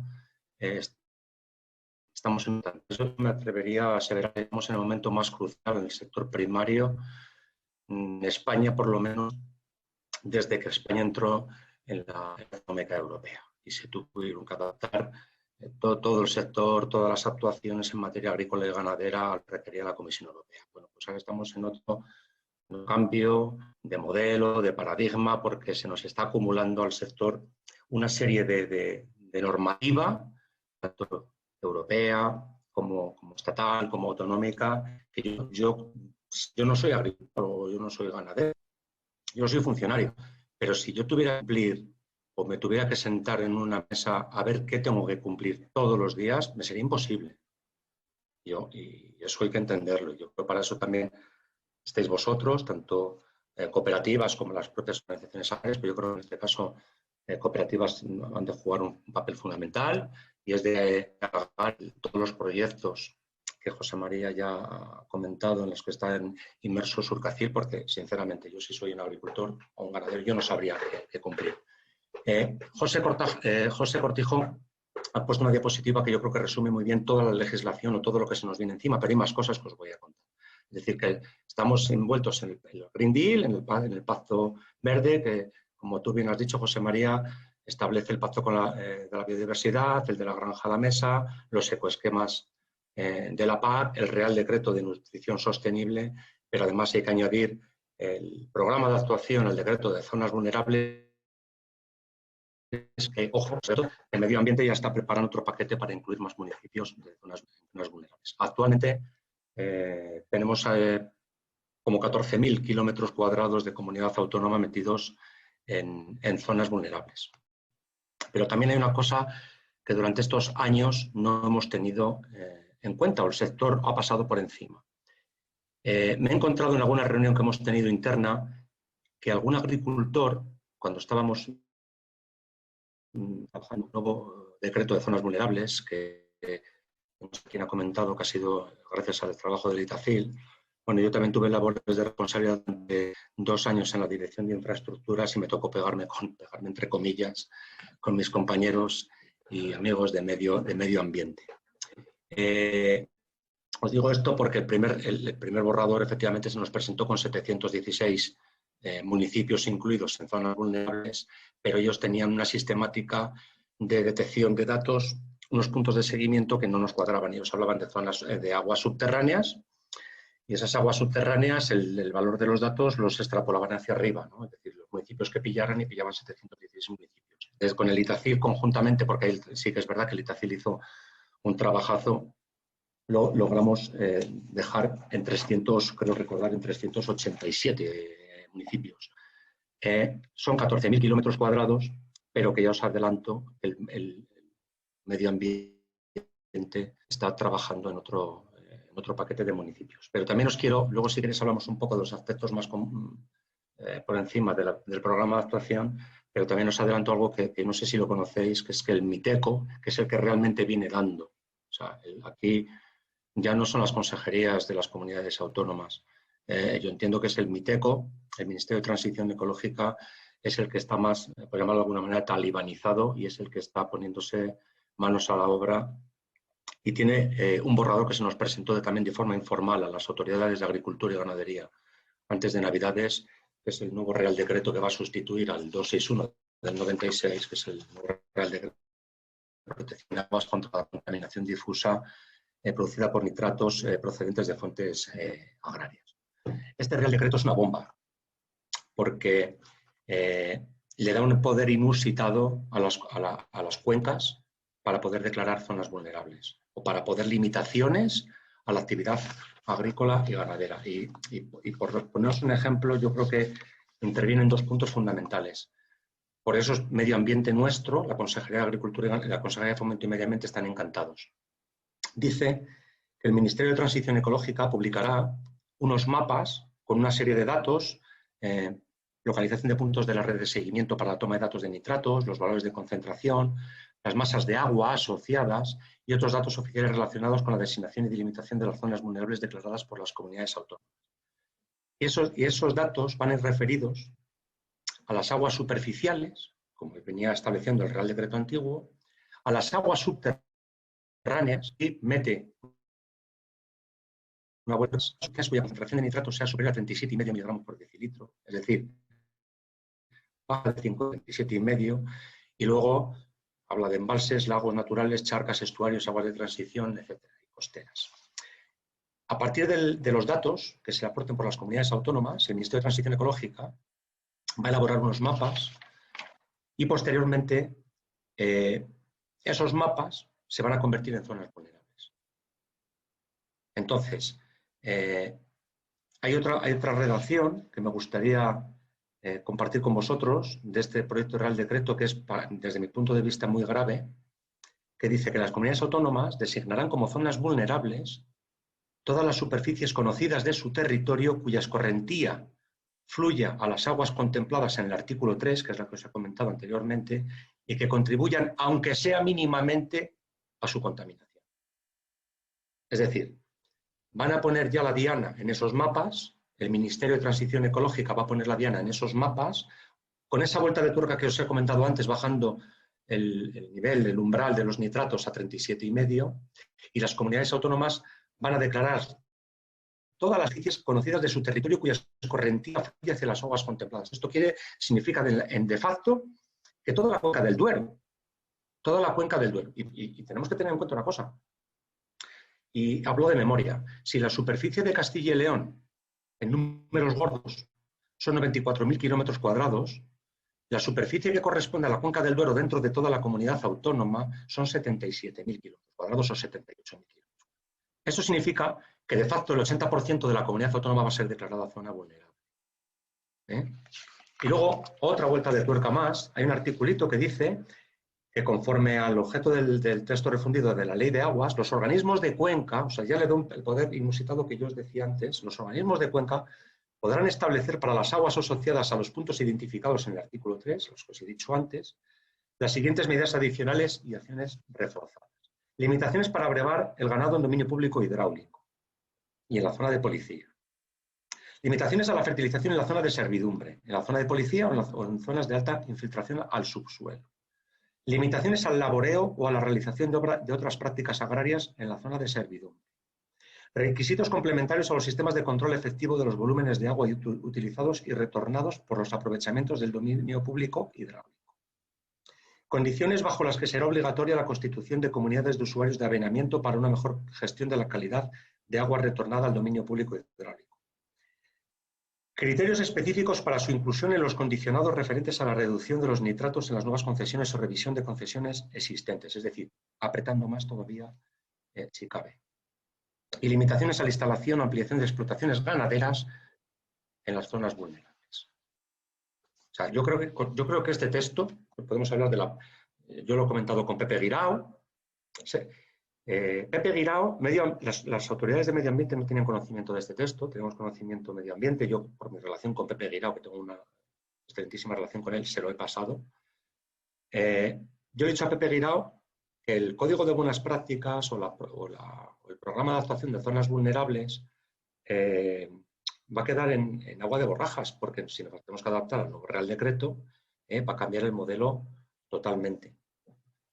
Y luego os quería hacer también notar, aparte de este Real Decreto, que entiendo que es un lastre más, que la propia Confederación Hidrográfica del Duero está trabajando dentro de la revisión del plan hidrológico en la revisión del esquema de temas importantes, dentro de los cuales hay un apartado que se llama contaminación difusa.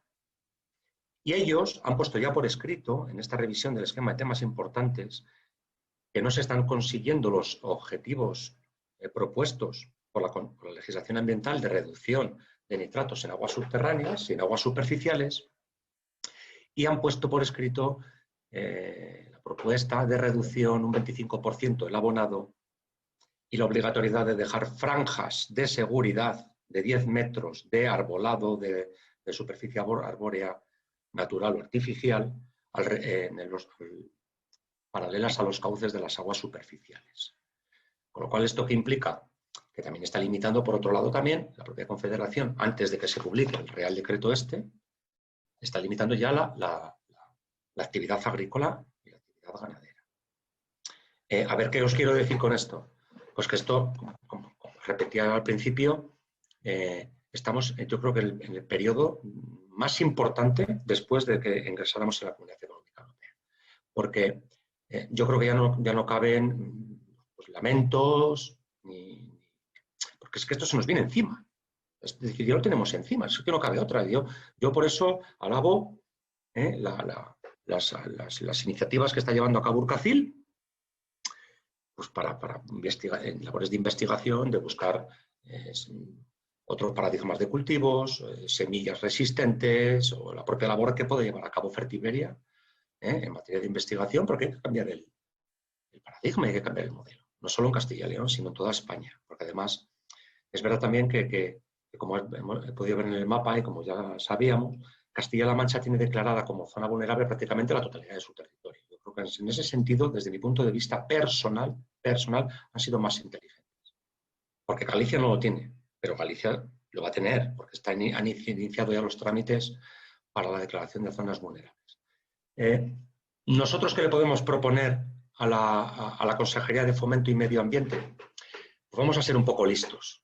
Desde mi punto de vista, luego esto hay que hablarlo con el sector, tenemos que hablarlo con Medio Ambiente, tenemos que hablarlo con vosotros, con Urcacil, porque podemos plantearnos que con la que se nos viene encima con este Real Decreto, declarar la totalidad de Castilla y León como zona vulnerable y establecer una serie de requerimientos ad hoc en cada comarca o en cada provincia, cumpliendo siempre la legalidad, porque parece que el sector agrario siempre está en el foco de la noticia, como los malos, como los que contaminan, cuando estamos contribuyendo un 11, un 12% en total y la gente se olvida de la industria, se olvida de la energía, se olvida del transporte, etc. Siempre somos los malos. Bueno, y esto se puede proponer y se puede estudiar con Medio Ambiente. Medio Ambiente no está en contra. Es decir, bueno, pues, se puede hablar, se puede declarar zona vulnerable, todo, porque nos van a meter otros no sé cuántos municipios para este año. Y vamos otra vez a llevarnos las manos a la cabeza, a pelearnos con Medio Ambiente, a ver qué ponemos. Y yo creo que al final vamos a terminar en un punto de encuentro que si además el empujón nos lo da el propio Real Decreto cuando cuando se publica en el Boletín Oficial del Estado, se declara toda Castilla y León, porque para declarar el 80%, aviso yo, me podéis corregir, declaramos todo. Y luego sí que es verdad que podemos establecer planes lo más individualizados posibles. Es decir, ya el ITIL está llevando a cabo la aplicación esta de la que habéis hablado, que se llama Satibu, creo recordar, donde establece ya información, digamos, a dado de cada agricultor, de cada ganadero, lo que tiene allí, las necesidades de sus parcelas, las necesidades de sus cultivos, las necesidades de abonado. Pues en base a estos resultados, a estos datos de los que ya podemos disponer, podemos establecer actuaciones, digamos, lo más personalizadas posibles. Insisto, puede ser esto casi una utopía, pero no llegamos a nivel de individual, pero podemos llegar a nivel de provincia, a nivel de municipio, a nivel que podamos llegar de detalle. Con respecto al programa de actuación en sí, ya hemos, a estas consultas informales que ya nos pasaron el documento antes de Navidades, ya hemos alegado, ya hemos visto alguna cosa.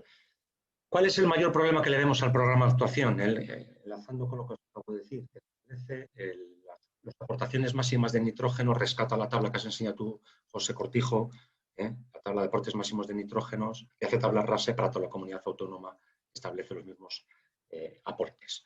Nosotros sí que le hemos dicho que entendemos que la diversidad agronómica y la diversidad edafológica que tenemos en Castilla y León, pues lo que te está pidiendo es otra cosa. No podemos hacer tabla rasa y decir, pues se puede aportar tanto al trigo, tanto a la cebada, y dejarlo así porque hombre, yo soy de Salamanca, de la Almuña, y seguramente en mi pueblo las necesidades del trigo pues sean diferentes a las necesidades del trigo de Ávila o del trigo de la Bureba.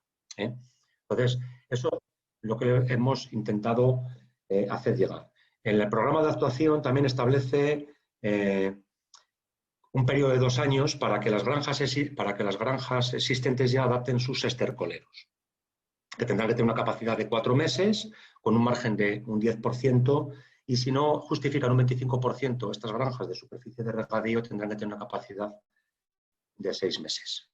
Todo esto, si ellos justifican un agente externo que gestione el estiércol, le reduce la capacidad de almacenamiento a 3 meses. Lo que le hemos dicho que hay muchas granjas que han acometido durante los últimos años una serie de inversiones, incluso para adaptarse a las nuevas licencias, muy importantes, y que el periodo de 2 años nos parece escaso. Pero insisto que todo esto que le estamos alegando medio ambiente se nos puede quedar todo también en agua de borraja cuando se publique el nuevo Real Decreto, que está en una fase incipiente. No entendemos por qué limitan a 2.000 metros cuadrados las balsas de purines en las explotaciones ganaderas. No entendemos, no hablan de alturas, hablan de superficie de 2.000 metros cuadrados. Como no podía ser de otra manera, como habéis adelantado vosotros, obliga al agricultor a tener un estudio o un balance de las necesidades reales de sus cultivos, tipo de cultivo, las condiciones de suelo, el rendimiento esperado de la cosecha, analíticas de los restos de cosecha o analíticas. Yo creo que aquí tendrá el agricultor tendrá que tener su seguridad administrativa de qué tipo de analíticas le valen y dónde tiene que ir a recurrir para que le hagan esas analíticas, porque yo insisto, como lo que decía al principio, yo si agricultor estaría completamente perdido, no sabría a quién acudir.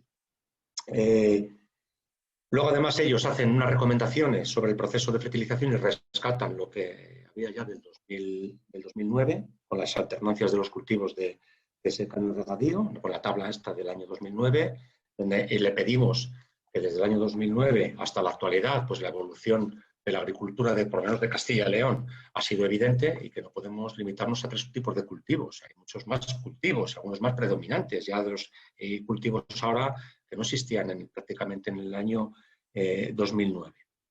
Esto básicamente es lo más mollar que hemos alegado, aparte de luego otros matices. Para mí lo más importante es que el programa de actuación se debe amoldar dentro de las zonas vulnerables, porque es de obligado cumplimiento a las zonas vulnerables, pues lo máximo posible a las necesidades de cada municipio o de cada región, de cada agricultor, que va a ser imposible, pero por lo menos, porque si no, sí que limita de facto la actividad agrícola y ganadera. Pero yo quiero poner un poco también, hacer hincapié sobre todo en lo que os acabo de comentar. Que además el sector debe dar un paso al frente, que debe decir, yo creo estamos aquí, la administración estaremos para apoyarle. Además, de verdad, estamos colaborando con Fomento y con Medio Ambiente y digamos que no somos el enemigo, sino que vamos a colaborar porque para nosotros ahora mismo el mayor problema lo va a representar el Ministerio de Transición Ecológica, que si realmente son los que están radicalizados, ¿vale? O sea, cuando se nos ha sometido el Real Decreto nuevo a observaciones en la videoconferencia, que le dijéramos lo que opinábamos, no ha habido ninguna comunidad autónoma que haya dicho nada. Yo pensaba que estaba tonto, digo, yo no sé, porque nos citaron las comunidades autónomas en materia de agricultura, porque nosotros insistimos, aquí estamos hablando de que podemos poner límite a la fertilización, tanto Fomento, Medio Ambiente como agricultura, pero también tenemos que ver internamente nosotros, y eso soy plenamente sincero, tenemos que repartir a ver quién controla esto. Porque yo puedo poner sobre un papel un programa de actuación o un real decreto súper restrictivo y muy exigente. Pero si esto no se controla, va a quedar en agua de borrajas. Como pasó en el año 2009. Porque yo, no sé si os lo he dicho, yo he estado con algún agricultor en fase de negociación de esto, que no sabía que estaba en zona vulnerable. Que su municipio había sido incluido en zona vulnerable en el año 2009. No lo sabían. ¿Por qué? Porque no se ha controlado. Y esto pues, tenemos que hacer un poquito todos un ejercicio de reflexión, de que si tenemos unos objetivos muy ambiciosos que cumplir, tanto los agricultores como los ganaderos, como la propia administración, los agricultores y los ganaderos se tienen que preparar, estamos de acuerdo, pero también las administraciones. Por lo cual, esto yo, desde mi punto de vista, desde mi más modesto punto de vista, necesitamos un tiempo pues, para adaptarnos un poco a la nueva situación, ¿vale? Pero quiero avisaros, y ya termino, quiero avisaros de la que se nos viene encima o de la que ya tenemos encima, pero este Real Decreto, desde mi punto de vista, lo suficientemente importante y trascendente como para que no lo perdamos de vista y esperamos que próximamente lo tengáis todos vosotros. Y nada más, y estoy aquí para contestar las dudas que tengáis. Gracias. Muy bien. Muchas gracias, Óscar. Yo creo que es muy interesante lo que nos has contado y la verdad es que nos pone las orejas de punta para estar bien atentos a todo lo que está sucediendo. Tenemos ahora un espacio amplio, pero no lo dejéis para el minuto 37. O sea, tenemos ahora 20-25 minutos para hacer preguntas. Aprovechad que tenéis delante pues, a los 4 participantes. Seguramente hay dudas, hay sugerencias, hay aportaciones que yo creo que es el momento de resolver. Entonces, cualquiera que quiera o bien lo pone en el chat o bien simplemente conecta el micrófono y si es posible la cámara y se presenta para saber quién, bueno, pues, habla.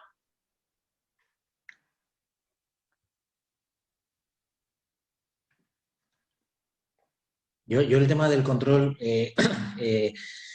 es verdad que no se sabe quién lo va a controlar, pero si al final tiene que estar todo metido en un cuaderno de explotación y es electrónico, al final va a ser tan sencillo como hacer una captura de vez en cuando de los cuadernos y al azar, pero ya está. O sea, con eso ya nos tienen controlados absolutamente. Bueno, pero yo pienso una cosa, que el papel todo lo aguanta. Es decir, que nosotros tenemos también la experiencia con los ganaderos. Los ganaderos tienen un libro de registro desde hace muchos años que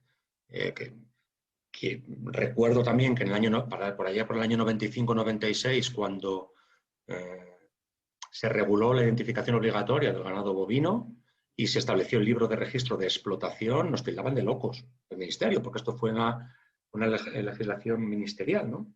Y ya está totalmente implantado. Pero además nosotros lo que pedíamos era controlar, porque si tenemos el libro de tratamiento en una explotación ganadera donde se anotan las altas, donde se anotan las bajas y donde se anotan incluso los tratamientos veterinarios a los animales, a mí me parece muy bien que lo lleve anotado. Por supuesto, es su obligación, pero tenemos que comprobar que realmente ha llevado a cabo eso que está anotado. Ahí viene el mayor problema. Yo puedo ir a casa de un agricultor y me puede decir que ha abonado con tantos una parcela, que ha echado tanto de purín, pero yo tengo que tener un sistema de control que, por otro lado, sí que quiero desterrar también por lo que ha dicho medio ambiente, yo se lo hemos comentado a medio ambiente, que esto no es un tema de condicionalidad.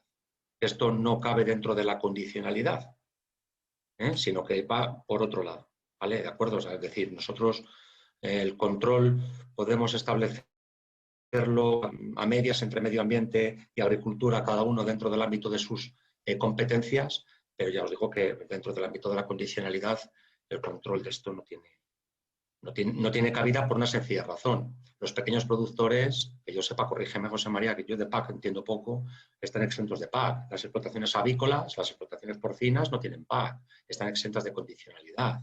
Es decir, hay una serie de productores que se escapan, digamos, a los tentáculos del cumplimiento de la condicionalidad porque sencillamente no tienen ayudas PAC.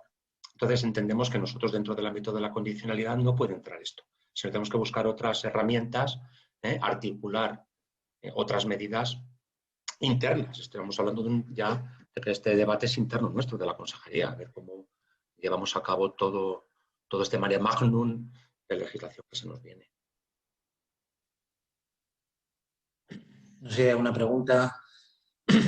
En el chat hay una reflexión que dice Fermín Herreros que se contradice la Administración regional respecto de la PAC donde se subraya la política europea ambiciosa con el medio ambiente y que si no es contradictorio con que la Junta de Castilla y León avale macrogranjas, noviercas, las plantas de compostaje a cielo abierto en la cuenca del Esla o la ocupación del suelo por parte de empresas de energía para uso futuro.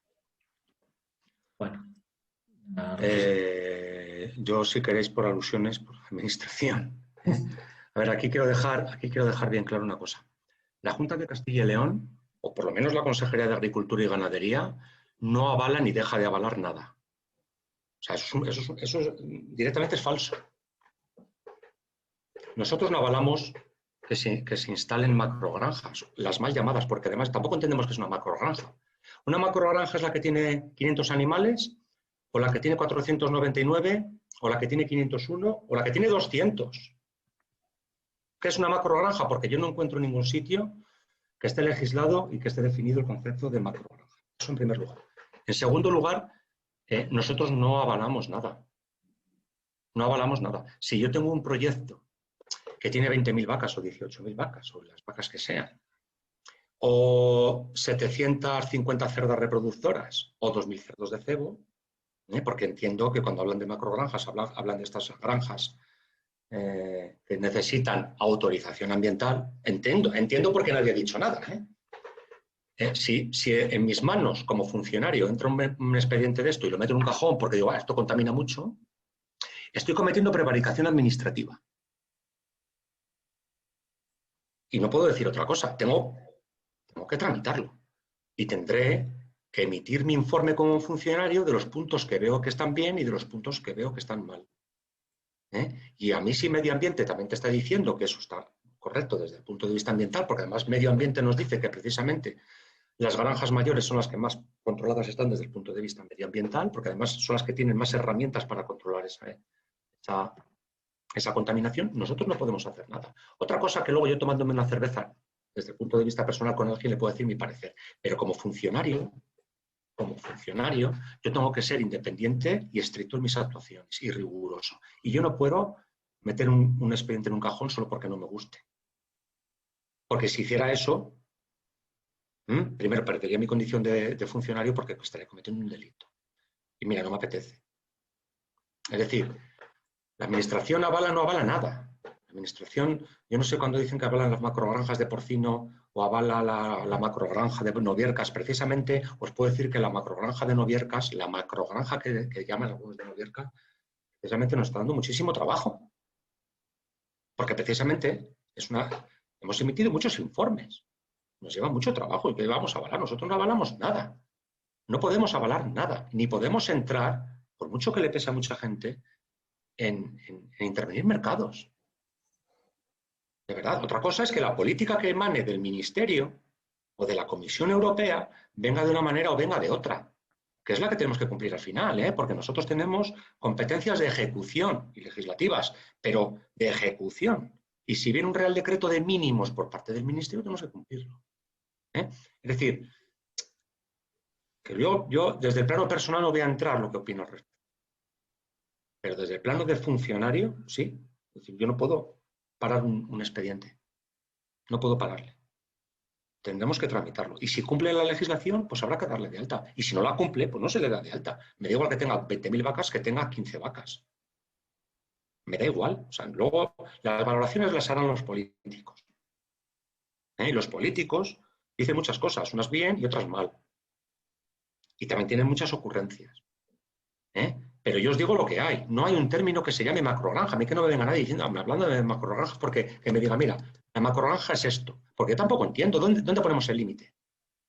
Y esto lo digo también para los animalistas y los antiespecistas, cuando dicen los animales. ¿Y dónde ponemos el límite? ¿En las pulgas?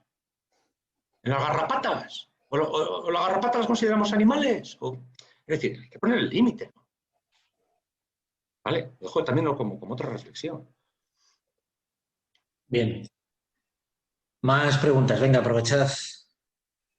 Yo, José, veo en el chat que hay una pregunta que es interesante sobre si el cuaderno electrónico, entiendo que se refiere a cuando has hablado de los ecoesquemas, pone que si es el cuaderno electrónico, que si es voluntario y que cuándo estará disponible. Esa me parece una pregunta interesante, ¿no? Porque a nosotros, como habéis visto antes, desde Cooperativas Agroalimentarias de España, que estamos promoviendo ese cuaderno de explotación electrónico, nos queda duda si desde la Administración se va a promover también un cuaderno electrónico similar, que es ningún problema con eso, pero sí nos queda duda sobre su capacidad de hacerlo obligatorio.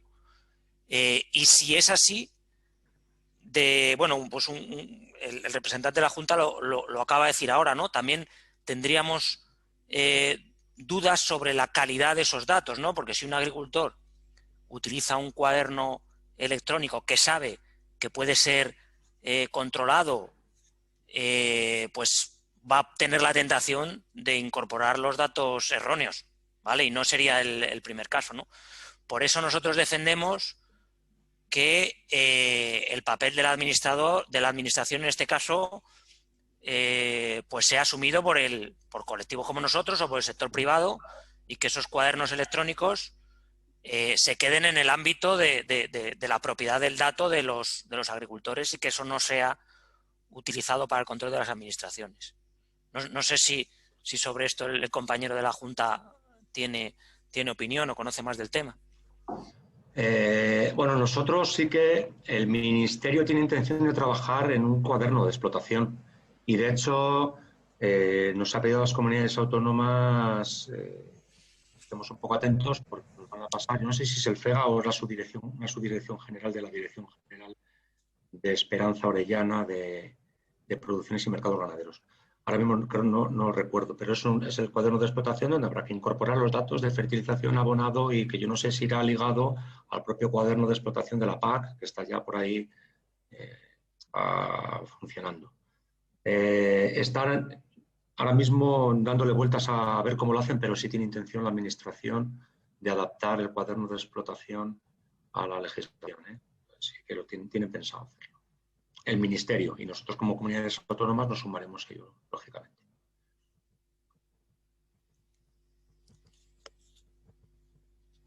A mí, si me permites, José, Sí. Quería hacer también una pequeña pregunta a Óscar. Primero, a Óscar, felicidades, ¿no?, por la exposición, porque al final son muchas cosas y no es nada fácil. Y te quería hacer la siguiente pregunta. Dentro de un futuro plan de actuación, como comentas, que tenéis la posibilidad de una interlocución directa, ¿no?, con la Consejera de Medio Ambiente. Nosotros lo hemos intentado, no ha sido posible hasta ahora. Obviamente nos ven como parte interesada, ¿no?, las empresas de fertilizantes. Y bueno, ha sido un poquito complicado. Yo creo que tú has dado muy en la clave. Nosotros lo que hemos pedido desde un principio no es que no haya una regulación. Está claro que la política europea es la que es, y el sector estamos muy conscientes de que se tiene que hacer así. O sea, ahí no hay nada que decir.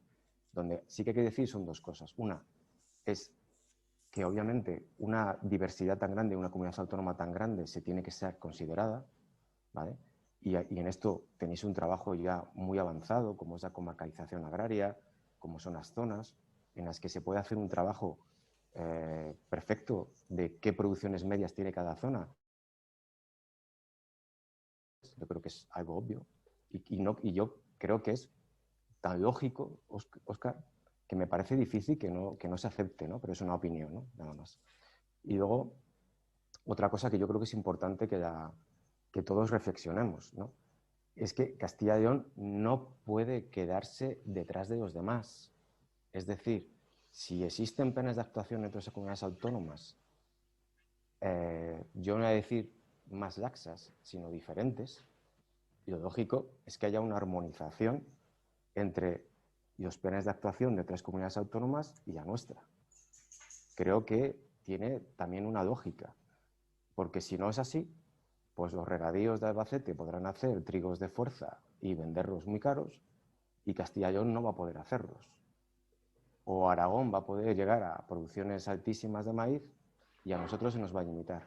Es decir, creo que son dos reflexiones, opinión, Óscar, simplemente, o sea, opinión que te traslado porque yo creo que vuestra interlocución es muy buena, muy bien aceptada por medio ambiente, ¿no?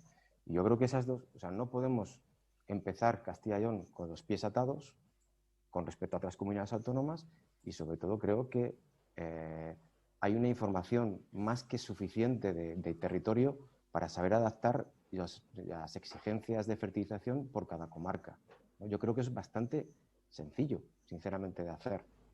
No sé, ¿qué opinas o qué crees que puede ocurrir con esto?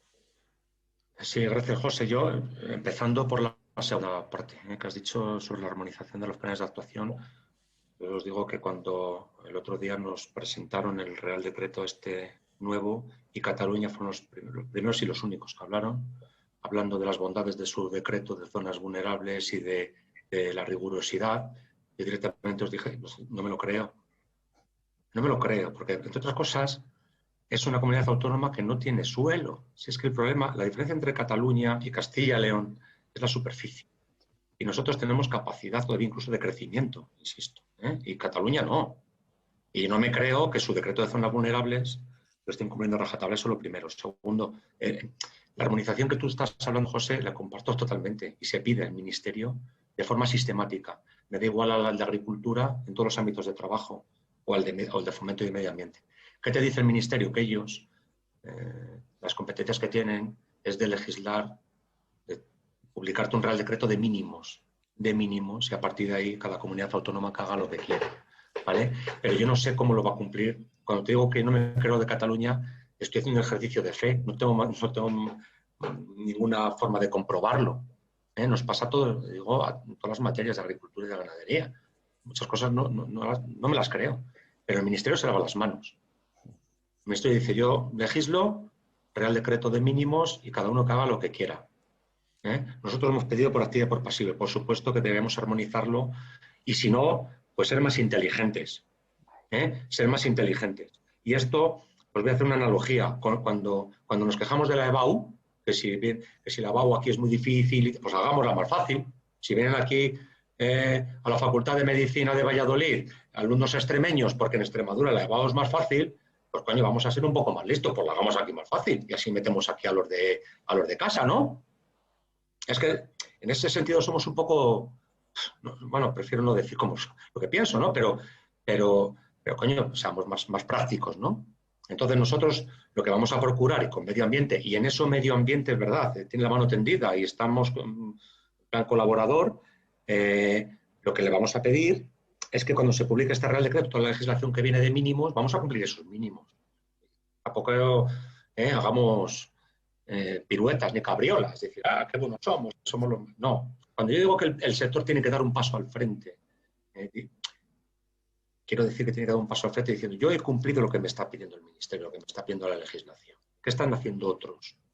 ¿Qué está haciendo el transporte? ¿Qué está haciendo la industria? Porque aquí resulta que cuando en el confinamiento baja la contaminación cuando nos confinamos todos, porque la industria para y los transportes paran. Pero aquí la agricultura ganadera sigue ocurriendo. Está. Y la emisión de gases de efecto invernadero disminuyó considerablemente. Es decir, tenemos que dar ese paso al frente porque parece que tenemos que ir pidiendo perdón allá por donde vamos. Y eso, a mí eso es algo que me molesta. Y insisto, medio ambiente sí que está por la labor de comarcalizar. Lo que ocurre es que yo no sé si este programa de actuación lo han hecho, el primer borrador, digamos, informal, lo han hecho deprisa y corriendo, y nos pasan el anexo del decreto de zonas vulnerables, donde hace tabla rasa de aportes máximos de nitrógeno. Yo en conversaciones de bar con Pepe Guirao, en la cafetería de la consejería, se lo he dicho 200.000 veces, con Jaime Fernández Orcajo, el jefe de servicio, lo hemos hablado, ellos lo comprenden, ¿eh? Entonces yo espero que después de las alegaciones informales nuestras, lo tengan en cuenta. Tengan en cuenta que el aporte de nitrógeno no puede ser igual en toda Castilla y León. Espero que lo tengan en cuenta porque ellos nos han dicho por activa y por pasiva que están abiertos a reflejar eso en la legislación. A mí me gustaría, como imagino ya no nos queda mucho, pero además de toda esta interesantísima puesta en común de lo que está haciendo la administración a los distintos niveles y de, bueno, pues muchas veces la preocupación y a veces hasta la indignación por parte del sector con respecto a normas que considera que no son razonables, a mí sí que me gustaría trasladar un mensaje a las cooperativas, a nuestras cooperativas, que entiendo que sois el colectivo que está representado en esta jornada. Es verdad todo eso que se ha dicho, todo es cierto, pero eso no nos quita un ápice de la responsabilidad que tenemos nosotros en facilitar a los agricultores los cambios que vienen. Sean estos de la profundidad que finalmente sean, ¿vale? Pero está claro que estamos en un momento, algún ponente también lo ha citado, crucial con respecto a cómo gestionan los inputs nuestros agricultores, y las cooperativas lo que no podemos hacer es escudarnos en que, uy, qué duros están siendo Medio Ambiente o la Comisión Europea o el Ministerio.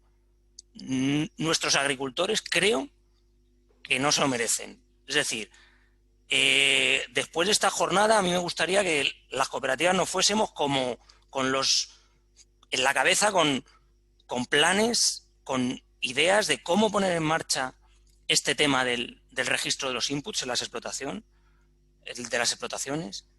cómo ayudar a nuestros agricultores para los planes de abonado que se les vienen encima sí o sí, cómo darle una vuelta a la integración de la fertilización orgánica entre las herramientas de fertilización de nuestros agricultores, cómo reforzar nuestros servicios técnicos para ayudar a los agricultores en estas tareas y pensar en la digitalización.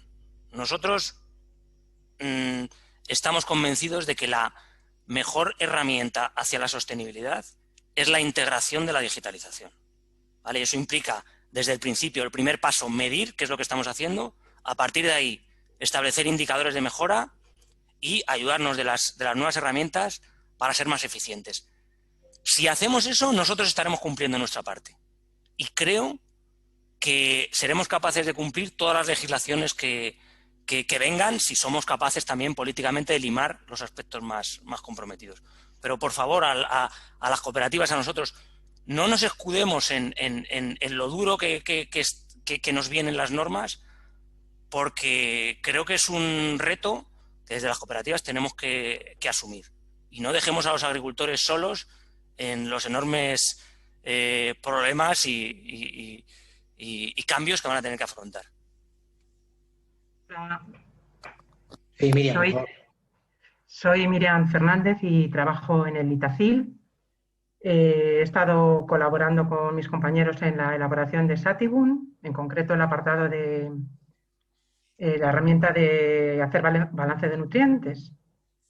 Entonces, uniendo con lo que decías tú ahora, creo que es muy importante la formación de los agricultores y que tengan herramientas de fácil uso para poder hacer esos balances de nutrientes.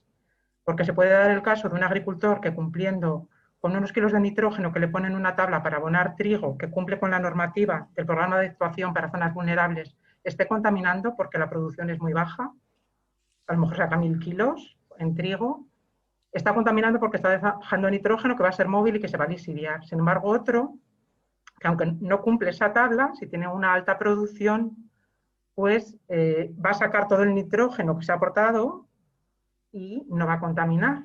Entonces, creo que lo de una tabla fija por hectárea y por cultivo, pues que no es una buena idea, que habría que ir a que el programa de actuación pues contemple mejor la obligatoriedad de hacer balance de nutrientes. Creo que para eso este programa va a servir, Sativum, que va a ser fácil, de fácil uso y ya tenemos unos vídeos elaborados para explicar cómo es el manejo del programa. Entonces sería cambiar un poco el enfoque de la normativa que se va a hacer antes de junio. Gracias, Miriam. Bueno, pues son las 11:57. Yo creo que también con eso has comentado una respuesta a una aportación que había en el chat de que era importante, bueno, pues traducir las unidades a kilos y demás, que bueno, pues eso es de lo más fácil dentro de todo lo que hemos visto a lo largo de la mañana. Yo no sé si hay alguna última pregunta. Yo creo, José, para terminar, yo me uno mucho a lo que ha comentado Miriam. Yo creo que también en su momento se hizo con los fitosanitarios. Yo creo que una de las herramientas más para adaptarnos a todo esto sería un plan de formación en fertilización a los agricultores. Yo creo que la fertilización, que es mi trabajo diario, por decirlo de alguna manera, es mejorable. Pero para eso hay que también formar, ¿no? Y yo creo que ahí, lo ha comentado también, todos adaptarnos, ¿no? Como todas estas políticas a las industrias también nos afectan. O sea, nosotros desde Fertiberia, pues desde políticas con Iberdrola de alianza para hacer hidrógeno verde y que nuestros abonos tengan menos huella de carbono, o sacar inhibidores que pueden en un futuro estar obligados dentro de eso, allí nos estamos adaptando. Pero creo que hay una parte que también va con el esfuerzo de todos, ¿no? Que es la formación. Y en eso las cooperativas, por supuesto, tenéis una labor que ya habéis hecho siempre, ¿no? Pero que es muy importante. Yo creo que hay un camino grande de formar a los agricultores en la elección de los fertilizantes, ¿eh? Muchas veces ven influenciados porque un comercial vaya 20 veces a su casa, o ahora mismo se están ofreciendo nitrogenados para zona vulnerable cuando no es cierto. Y eso, un agricultor formado, cuando te vienen contando eso, la respuesta había sido: mira, chaval, no me cuentes una película que sé que no me estás diciendo la verdad. Y eso, por eso yo creo que la mejor herramienta de un sistema fuerte agrícola es la formación de todo el sector. Y eso yo creo que es algo que podemos entre todos hacer un esfuerzo por aumentarla, ¿no? Y las cooperativas tenéis muchísimo que ver en esto. Pues con esto terminamos. Agradecemos, bueno, recogemos desde Educafil un montón de tareas. Es decir, por parte de todos los intervinientes nos habéis puesto trabajo que hacer. Evidentemente esto no es la última sesión que tendremos sobre este tema y tendremos que ir trabajando y efectivamente en temas de formación, de información, de asesoramiento a las cooperativas y a los técnicos. Y en ese sentido, pues nos llevamos el trabajo para casa. Desde las cooperativas también irnos transmitiendo vuestras preocupaciones, vuestros intereses, y porque no deja de ser que esta sesión pues es gracias a eso, ¿no? Antes de que Leopoldo pues despida la sesión, pues deciros que bueno, pues que estamos a vuestra disposición. Agradecer a los ponentes y a los asistentes el que hayáis estado aquí y que bueno, pues hemos cumplido con los contenidos y con el tiempo, cosa que no es nada. Leopoldo, si quieres comentar alguna cosa. Bien, gracias, José María. Yo reiterar lo que tú has dicho, gracias a todos los intervinientes de Confederación, de Fertiberia y de la Administración. Creo que todos han hecho, y el tuyo mismo, habéis hecho un esfuerzo importante. Ahora nos toca a nosotros hacer llegar a nuestros socios toda esta realidad y pediros a todos que seguiremos solicitando vuestra ayuda y colaboración para poder sacarlo adelante. Gracias a todos y hasta la próxima intervención que tengamos. Muchas gracias. Muchas gracias. Gracias, hasta luego. Adiós. Gracias a todos. Gracias. Buenos días.